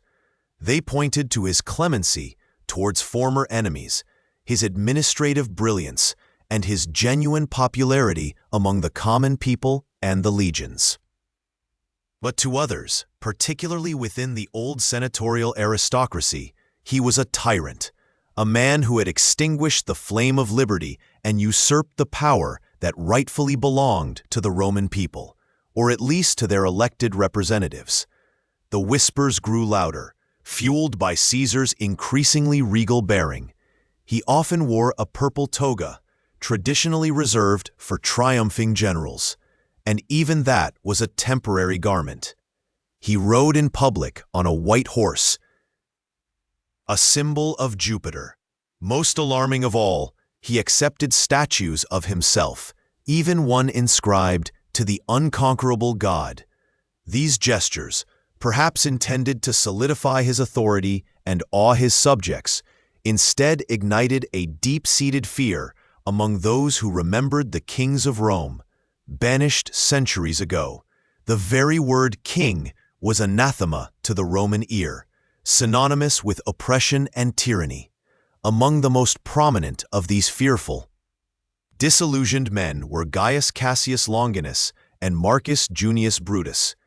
Cassius, a brilliant military commander and a man of sharp intellect, harbored a deep-seated resentment for Caesar, perhaps stemming from personal slights or a genuine belief that Caesar had destroyed the Republic. Brutus, on the other hand, was a complex figure. He was a man renowned for his integrity, a scholar and philosopher who deeply admired the ideals of the Republic. He was also a former Pompeian who had been pardoned and even favored by Caesar, a fact that made his involvement all the more agonizing for him. Caesar himself was said to have a particular affection for Brutus, perhaps seeing in him a kindred spirit or a potential successor. Yet it was Brutus's lineage that perhaps weighed most heavily on his conscience. He was a descendant of Lucius Junius Brutus, one of the founders of the Roman Republic, who had famously expelled the last king of Rome, Tarquin the Proud. The memory of his ancestor, the liberator, was a constant, silent reproach. Anonymous notes were left on his praetor's chair, urging him to awake Brutus to your duty, or simply, you are Brutus. These appeals to his heritage, coupled with Cassius's persistent arguments, slowly chipped away at his loyalty to Caesar and solidified his resolve. The conspirators were a diverse group, numbering perhaps 60 or more. They included men who had fought against Caesar and been pardoned, like Cassius and Brutus. There were also Caesar's own former officers, men who had served him faithfully in Gaul and during the Civil War, but who now felt their ambitions stifled or their republican principles betrayed. Decimus Brutus Albinus, a trusted general and friend of Caesar, was among them, a betrayal that would prove crucial. Their motives were a tangled web of genuine republican fervor, personal ambition, fear of Caesar's growing power, and perhaps, in some cases, simple envy. They met in secret, in private homes, speaking in hushed tones, their eyes darting nervously, plotting the downfall of the most powerful man in the world. The date they chose was the Ides of March, March 15th, 44 BCE. It was a day when the Senate was scheduled to meet at the Curia of Pompey, a large portico attached to Pompey's theater. This location was chosen deliberately. It was not the usual Senate house, but a grand public space, perhaps symbolic of their intent to restore Rome to its people. The days leading up to the Ides were fraught with omens, or so the later accounts would claim. Caesar's wife, Calpurnia, dreamt of his death, of the collapse of their house, and begged him not to go to the Senate. Priests performing sacrifices reported ill omens, the absence of a heart in a sacrificial animal, a terrifying sign. A soothsayer, Spurinna, had warned Caesar to beware the Ides of March. On the very morning of the 15th, as Caesar was about to leave his house, he reportedly encountered Spurinna, and jesting said, "The Ides of March have come." Spurinna, undeterred, replied, "Aye, Caesar, but not gone." Despite these warnings, and perhaps a touch of his characteristic arrogance or fatalism, Caesar decided to attend the Senate. Decimus Brutus, one of the conspirators, played a critical role in ensuring his presence. When Caesar hesitated, swayed by Calpurnia's pleas and the ominous signs, Decimus persuaded him, arguing that it would be cowardly and disrespectful to the assembled senators.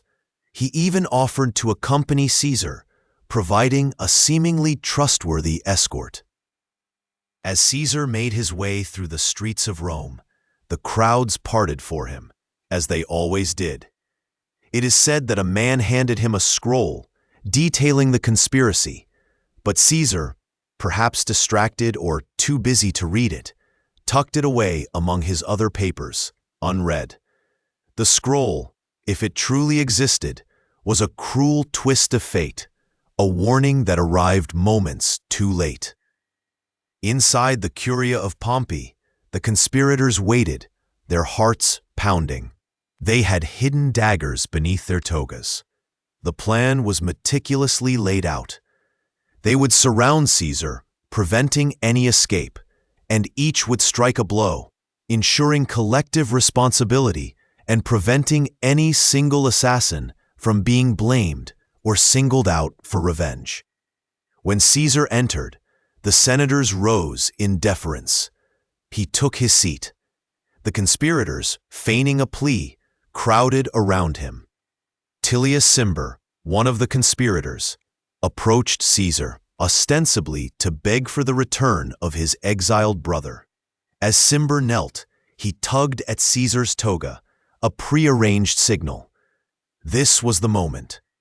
Publius Servilius Casca was the first to strike, aiming for Caesar's neck.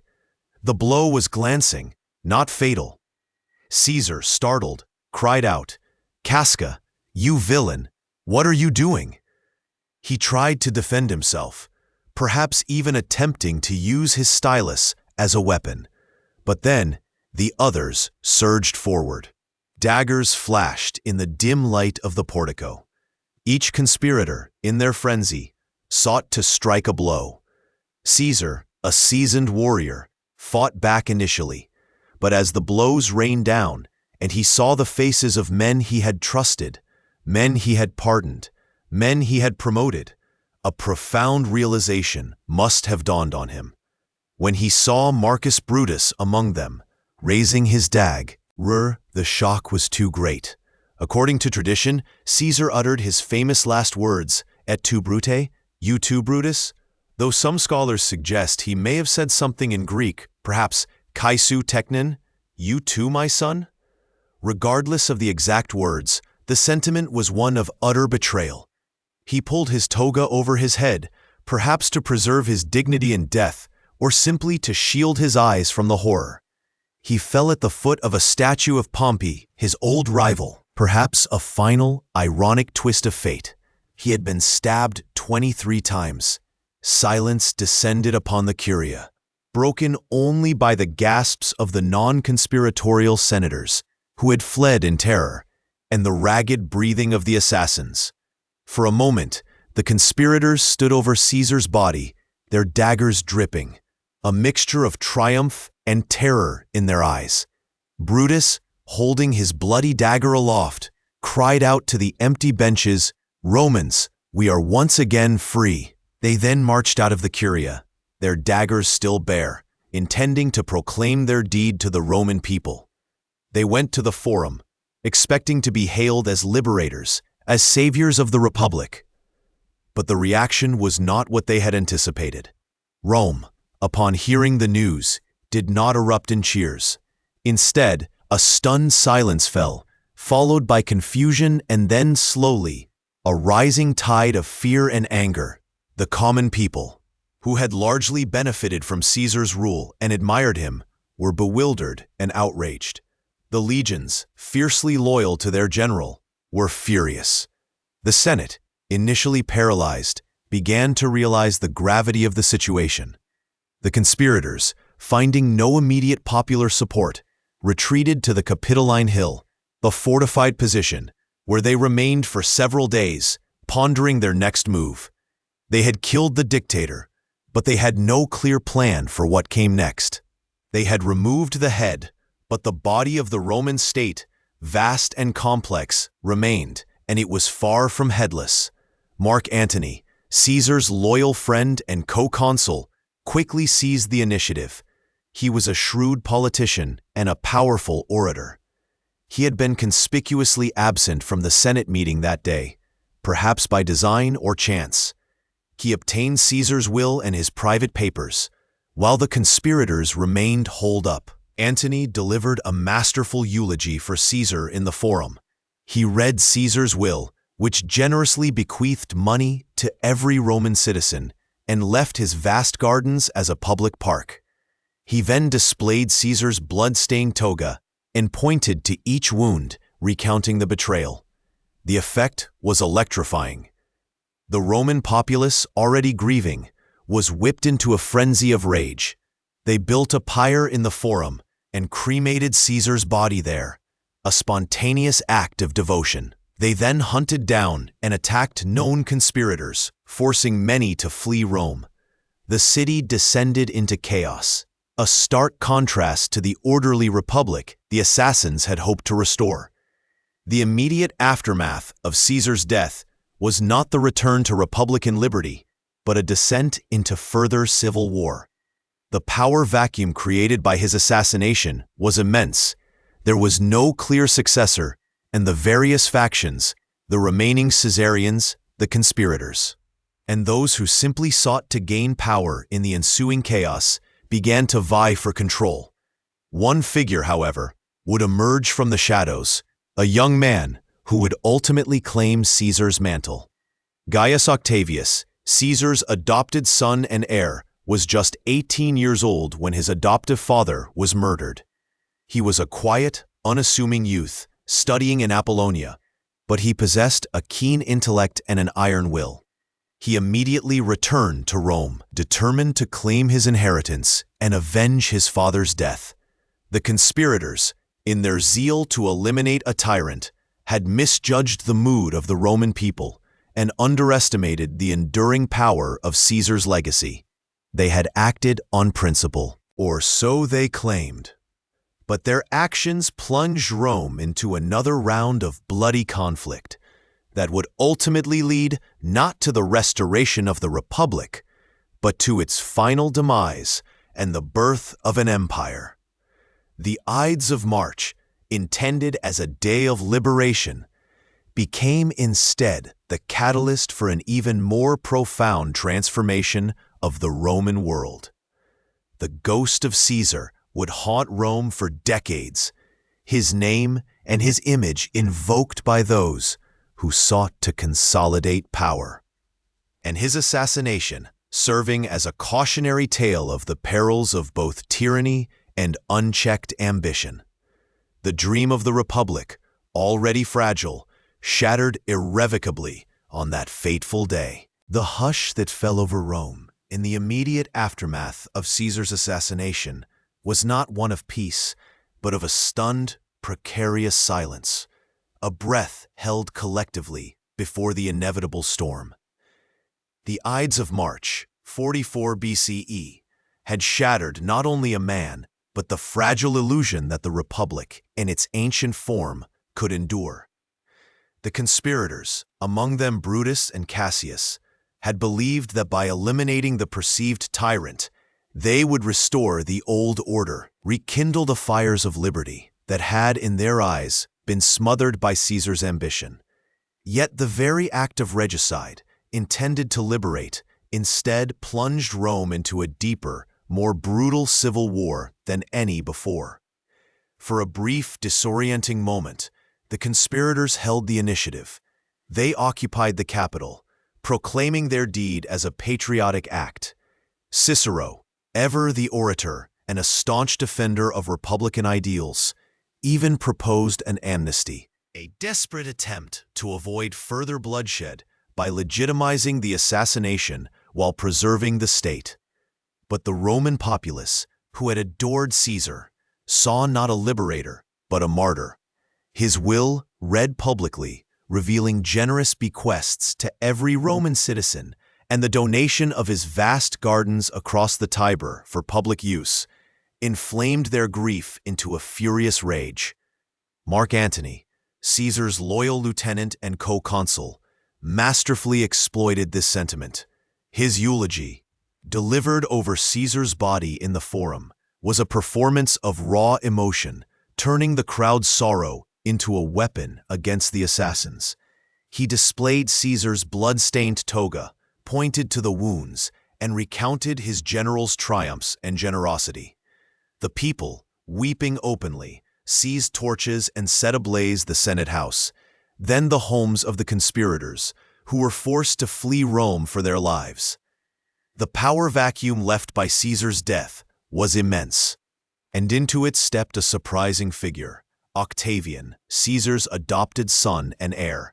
A young man of only 18, seemingly frail and inexperienced, Octavian arrived in Rome from Apollonia, where he had been studying, to claim his inheritance. Mark Antony, who had expected to seamlessly assume Caesar's mantle, initially dismissed Octavian as a mere boy, a pawn to be manipulated. This miscalculation would prove to be Antony's undoing. Octavian, despite his youth, possessed a shrewd political mind, an uncanny ability to read the temper of the times, and a relentless determination that belied his age. He immediately began to cultivate Caesar's veterans, appealing to their loyalty to their fallen commander and promising them the rewards Caesar had intended. He meticulously paid out the legacies from Caesar's will, even borrowing heavily to do so, thus cementing his popularity with the Roman people. The ensuing years were a maelstrom of shifting alliances and betrayals. Antony, initially dominant, found his authority challenged by Octavian's growing influence. A brief but fierce civil war erupted between them, culminating in the Battle of Mutina in 43 BCE, where Octavian, allied with the Senate, defeated Antony. Yet instead of pursuing Antony to his destruction, Octavian, recognizing the shared lineage and the common enemy in the conspirators, made a pragmatic decision. He marched on Rome, forced the Senate to elect him consul, and then, in a move that echoed Caesar's own disregard for republican norms, formed the Second Triumvirate with Antony and Lepidus. This official alliance, unlike the informal First Triumvirate, was legally sanctioned by the Lex Titia, granting them immense dictatorial powers for 5 years to restore the Republic. The first act of the Triumvirate was a brutal purge. They drew up proscription lists, a chilling echo of Sulla's reign of terror, targeting their political enemies and seizing their property to fund their armies. Thousands were murdered, including Cicero, whose eloquent speeches against Antony, known as the Philippics, earned him Antony's undying hatred. Cicero's hands, the very hands that had penned so many treatises on liberty, were nailed to the rostra in the Forum, a grim warning to any who dared oppose the new order. This period of proscriptions, far from restoring stability, further eroded public trust and demonstrated the ruthlessness of the new rulers. With Rome temporarily pacified, the triumvirs turned their attention to the assassins. Brutus and Cassius had gathered formidable armies in the east, preparing for a decisive confrontation. In 42 BCE, the two greatest republican armies clashed at the Battle of Philippi in Macedon. It was a monumental engagement, fought in two distinct phases. In the first, Cassius's forces were defeated by Antony, and Cassius, believing Brutus had also fallen, committed suicide. In the second, 3 weeks later, Brutus's army was decisively routed by the combined forces of Antony and Octavian. Brutus, facing capture, also took his own life, uttering, according to some accounts, the poignant words, "O wretched virtue, you were but a name, and I have practiced you as a reality." With the deaths of Brutus and Cassius, the last vestiges of organized republican resistance were crushed. The Republic in any meaningful sense was dead, though its ghost would continue to haunt Roman politics for decades. The victory at Philippi, however, did not usher in an era of peace among the triumvirs. Instead, it merely removed the external threat, allowing the internal rivalries to fester. The Roman world was divided among them. Octavian took control of the West, with its immense veteran armies and the heart of Italy. Antony, the East, with its vast wealth and ancient kingdoms, and Lepidus, Africa, a less significant portion, and he was soon marginalized and stripped of his power, effectively reducing the triumvirate to a duumvirate. The stage was set for the final, cataclysmic confrontation between Octavian and Antony. Antony, captivated by the allure of the East and the charismatic Queen Cleopatra VII of Egypt, increasingly distanced himself from Rome and its traditions. He adopted Eastern customs, divorced Octavian's sister, Octavia, and publicly acknowledged Caesarion, Cleopatra's son, as Caesar's true heir, a direct challenge to Octavian's legitimacy. Octavian, a master of propaganda, skillfully exploited these actions. He portrayed Antony as a decadent Eastern despot, enthralled by a foreign queen, betraying Roman values, and threatening to move the capital to Alexandria. He revealed Antony's will, which supposedly stipulated that he wished to be buried alongside Cleopatra in Egypt, further fueling Roman outrage. The final civil war, often called the War of Actium, was framed by Octavian not as a personal struggle for power, but as a patriotic defense of Rome against a foreign threat. In 31 BCE, the decisive naval battle took place off the coast of Actium in Greece. Antony and Cleopatra's combined fleet, though formidable, was outmaneuvered by Octavian's admiral, Marcus Agrippa.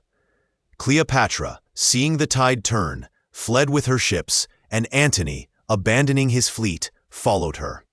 The remaining Antonian forces on land, demoralized by the naval defeat and their leader's apparent desertion, eventually surrendered to Octavian. Antony and Cleopatra retreated to Egypt, where, facing inevitable defeat and capture, they both committed suicide in 30 BCE. Antony fell on his sword, and Cleopatra, famously, allowed herself to be bitten by an asp, choosing death over humiliation as a captive in a Roman triumph. With Antony and Cleopatra's deaths, Octavian stood alone, the undisputed master of the Roman world. He had achieved what Caesar had sought but never fully grasped: singular, unchallenged power. Yet, Octavian, having witnessed the fate of his adoptive father, understood that the outright declaration of a monarchy would be met with fierce resistance. The memory of Caesar's assassination and the deep-seated Roman aversion to kings was too fresh. Instead, he embarked on a subtle, masterful transformation of the Republic, carefully preserving its outward forms while fundamentally altering its substance. Historians still debate the precise moment the Roman Republic truly ended and the empire began. Was it with Caesar's crossing of the Rubicon, signaling the collapse of republican institutions? Was it his assassination, which removed the last strongman standing in the way of a new order? Or was it Actium, which eliminated the last rival to Octavian? Perhaps it was the series of constitutional settlements between 27 and 23 BCE, when Octavian, with unparalleled political acumen, restored the Republic. He famously gave back his extraordinary powers to the Senate and the Roman people, but in return they bestowed upon him the title of Augustus, meaning revered one, and granted him various powers that effectively made him the first Roman emperor. He held tribunician power, giving him sacrosanctity and the right to veto any legislation, and proconsular imperium, granting him command over all the legions in the most important provinces. He was princeps civitatis, the first citizen, a humble title that masked absolute authority. This carefully constructed facade of republicanism, where the Senate still met, elections were still held, though their outcomes were predetermined, and consuls were still appointed, allowed the transition to empire to occur without the violent upheaval that had characterized the preceding century. The long period of civil wars had exhausted the Roman people, and they yearned for peace and stability above all else. Augustus, as Octavian was now known, delivered this peace, ushering in the Pax Romana, a period of unprecedented peace and prosperity that would last for 2 centuries. Caesar's legacy, therefore, was not merely the conquest of Gaul or the crossing of the Rubicon, but the fundamental reshaping of Roman governance. He had demonstrated through his rise and fall that the old republican system, designed for a city-state, was no longer capable of governing a vast, sprawling empire. His ambition, his military genius, and his populist appeal had shattered the traditional power structures.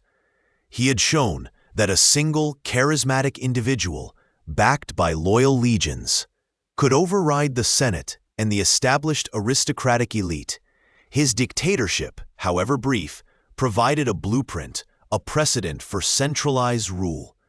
The very concept of a Caesar became synonymous with absolute power, a title adopted by subsequent emperors, eventually evolving into Kaiser in German and Tsar in Slavic languages. His calendar reform, the Julian calendar, was so accurate that it remained the standard in Europe for over 1,600 years, a testament to the intellectual and scientific advancements under his patronage. His extensive building projects in Rome, though many were completed by Augustus, laid the foundation for the imperial city. Yet his enduring impact was also a cautionary tale. The assassination, though failing to restore the Republic, served as a stark reminder of the dangers of unchecked ambition and the deep-seated Roman fear of tyranny. Augustus, in his careful avoidance of the title of king and his meticulous cultivation of a republican image, learned directly from Caesar's mistakes.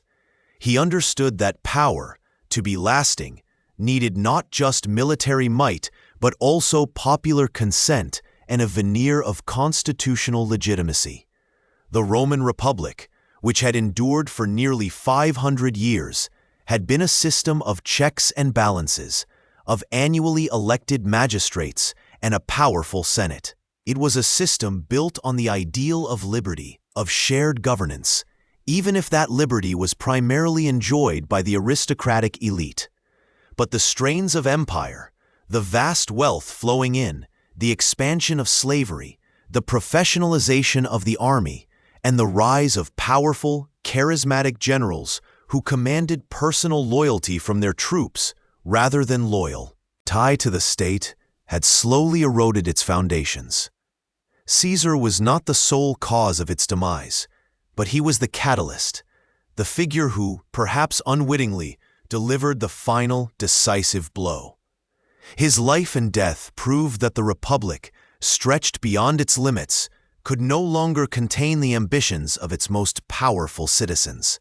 From the ashes of his pyre rose the phoenix of the Roman Empire, a new political entity forged in civil war, forever marked by the legacy of the man who had dared to dream of a unified, powerful Rome under a single supreme ruler.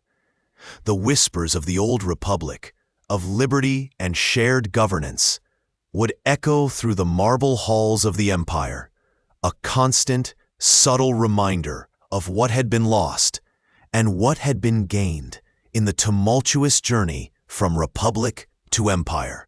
The Ides of March, 44 BCE, marked not an end to Caesar's influence, but rather a profound metamorphosis. His physical presence vanished from the Roman Forum, yet his spirit, his name, and the colossal shadow he cast upon history began an unprecedented journey through time, shaping the very fabric of Western civilization. The immediate aftermath of his assassination saw a power vacuum, a desperate scramble for control that ultimately led to the rise of his adopted son, Octavian, who would skillfully leverage Caesar's legacy to consolidate his own authority and eventually become Augustus, the first Roman emperor. This transformation of the Republic into an empire, a process Caesar had undeniably set in motion, stands as his most tangible and enduring institutional legacy.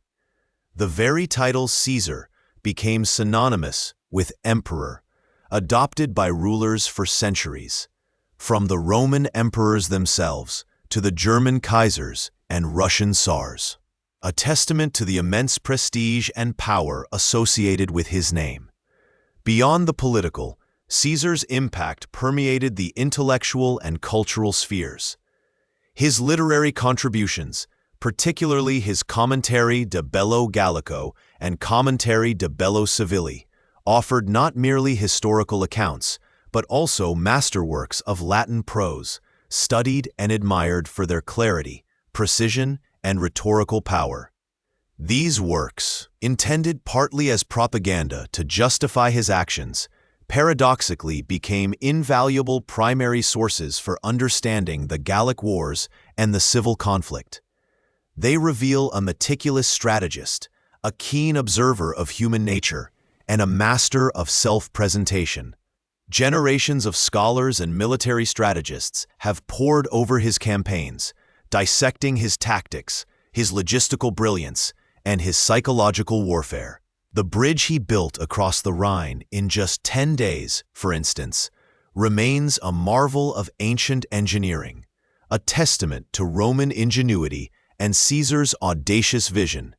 His personal life, shrouded in both fact and rumor, has fueled endless fascination. His relationship with Cleopatra, the last pharaoh of Egypt, captivated the ancient world and continues to enthrall modern audiences. Was it a passionate love affair, a calculated political alliance, or a complex blend of both? Historians still debate the true nature of their bond and the extent of Cleopatra's influence on Caesar's vision for Rome. Their son, Caesarion, born in Alexandria, remains a poignant footnote in history, a potential heir to two empires whose fate was sealed by the unfolding drama of Roman politics. The story of Caesarion's eventual execution by Octavian, a chilling act to eliminate any dynastic threat, underscores the ruthless pragmatism that often underpinned the pursuit of power in ancient Rome. The literary world, from antiquity to the present day, has found in Caesar an inexhaustible source of inspiration. Dante Alighieri, in his Inferno, places Brutus and Cassius, Caesar's assassins, in the lowest circle of hell, alongside Judas Iscariot, reflecting the medieval view of Caesar as a divinely ordained ruler whose murder was an act of profound betrayal. This perception, solidified by the concept of translatio imperii, the transfer of imperial power from Rome to the Holy Roman Empire, elevated Caesar to an almost mythical status, a foundational figure in the grand tapestry of European history.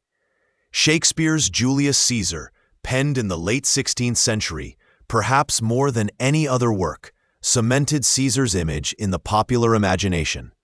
The play explores themes of ambition, loyalty, betrayal, and the perils of political extremism. Though Shakespeare takes liberties with historical details, his portrayal of Caesar as a towering, yet flawed figure, and his depiction of the conspirators' moral dilemmas has shaped how countless generations perceive the events of 44 BCE. The famous lines, "Et tu, Grute," though likely apocryphal, have become an indelible part of the culture. Al lexicon, symbolizing the ultimate betrayal. The play's enduring popularity speaks to the timeless relevance of the questions it poses about power, justice, and the nature of leadership. Beyond the dramatic, Caesar's calendrical reform, the Julian calendar, adopted in 45 BCE, revolutionized timekeeping and remained the standard in the Western world for over 1,600 years, a practical legacy that directly impacted daily life for millennia. His decision to add days to the year and introduce the leap year was a testament to his practical genius and his desire for order and efficiency. Even today, the names of the months, July, named after him, and August, named after Augustus, serve as subtle reminders of his enduring influence. The very concept of a strong, centralized state, capable of administering vast territories and diverse populations, owes much to the precedents set by Caesar and the subsequent Roman emperors. His vision for a unified Roman world, extending its laws, language, and infrastructure across continents, laid the groundwork for future empires and nation-states. The Roman roads, the aqueducts, the legal system, many of these enduring structures and principles found their impetus, directly or indirectly, in the stability and expansion fostered by the imperial system Caesar helped to usher in. In modern times, Caesar continues to be a subject of intense academic scrutiny. Historians constantly reevaluate his motives, his character, and the true extent of his revolutionary impact. Was he a ruthless dictator who destroyed the Republic for personal gain, or a visionary leader who recognized the Republic's inherent flaws and sought to establish a more stable, efficient form of governance? This debate, central to understanding Roman history, remains open. Some scholars argue that the Republic was already in terminal decline, rife with corruption and civil strife, and that Caesar's actions, however autocratic, were a necessary, albeit violent, step towards a new order. Others contend that his ambition was the primary driver, and that his disregard for republican institutions set a dangerous precedent for future tyrannies. His image has been invoked by political leaders throughout history, often to legitimize their own power or ambitious projects. Napoleon Bonaparte, for instance, famously studied Caesar's campaigns, drawing inspiration from his military strategies and his ability to command immense loyalty. The enduring fascination lies in the complexity of his character. The brilliant general, the charismatic orator, the ambitious politician, the literary stylist, the man who crossed the Rubicon and irrevocably altered the course of history. He was a figure of immense contradictions, capable of both great cruelty and surprising clemency, a man who inspired both fervent loyalty and bitter hatred. The ruins of the Roman Forum, where his funeral pyre burned and his spirit ascended into myth, still draw millions of visitors each year. The Temple of Divus Iulius, erected on the very spot of his cremation, stands as a tangible monument to his deification, a testament to the belief that he was more than mortal. Even today, tourists sometimes leave flowers or coins at the site, a quiet acknowledgement of his enduring presence. The echoes of his life, his triumphs, and his tragic end resonate through the centuries, a narrative woven into the very fabric of Western consciousness. His story is a perpetual reminder of the extraordinary power of individual will, the unpredictable currents of political ambition, and the profound, often unintended, consequences of human actions on the grand stage of history.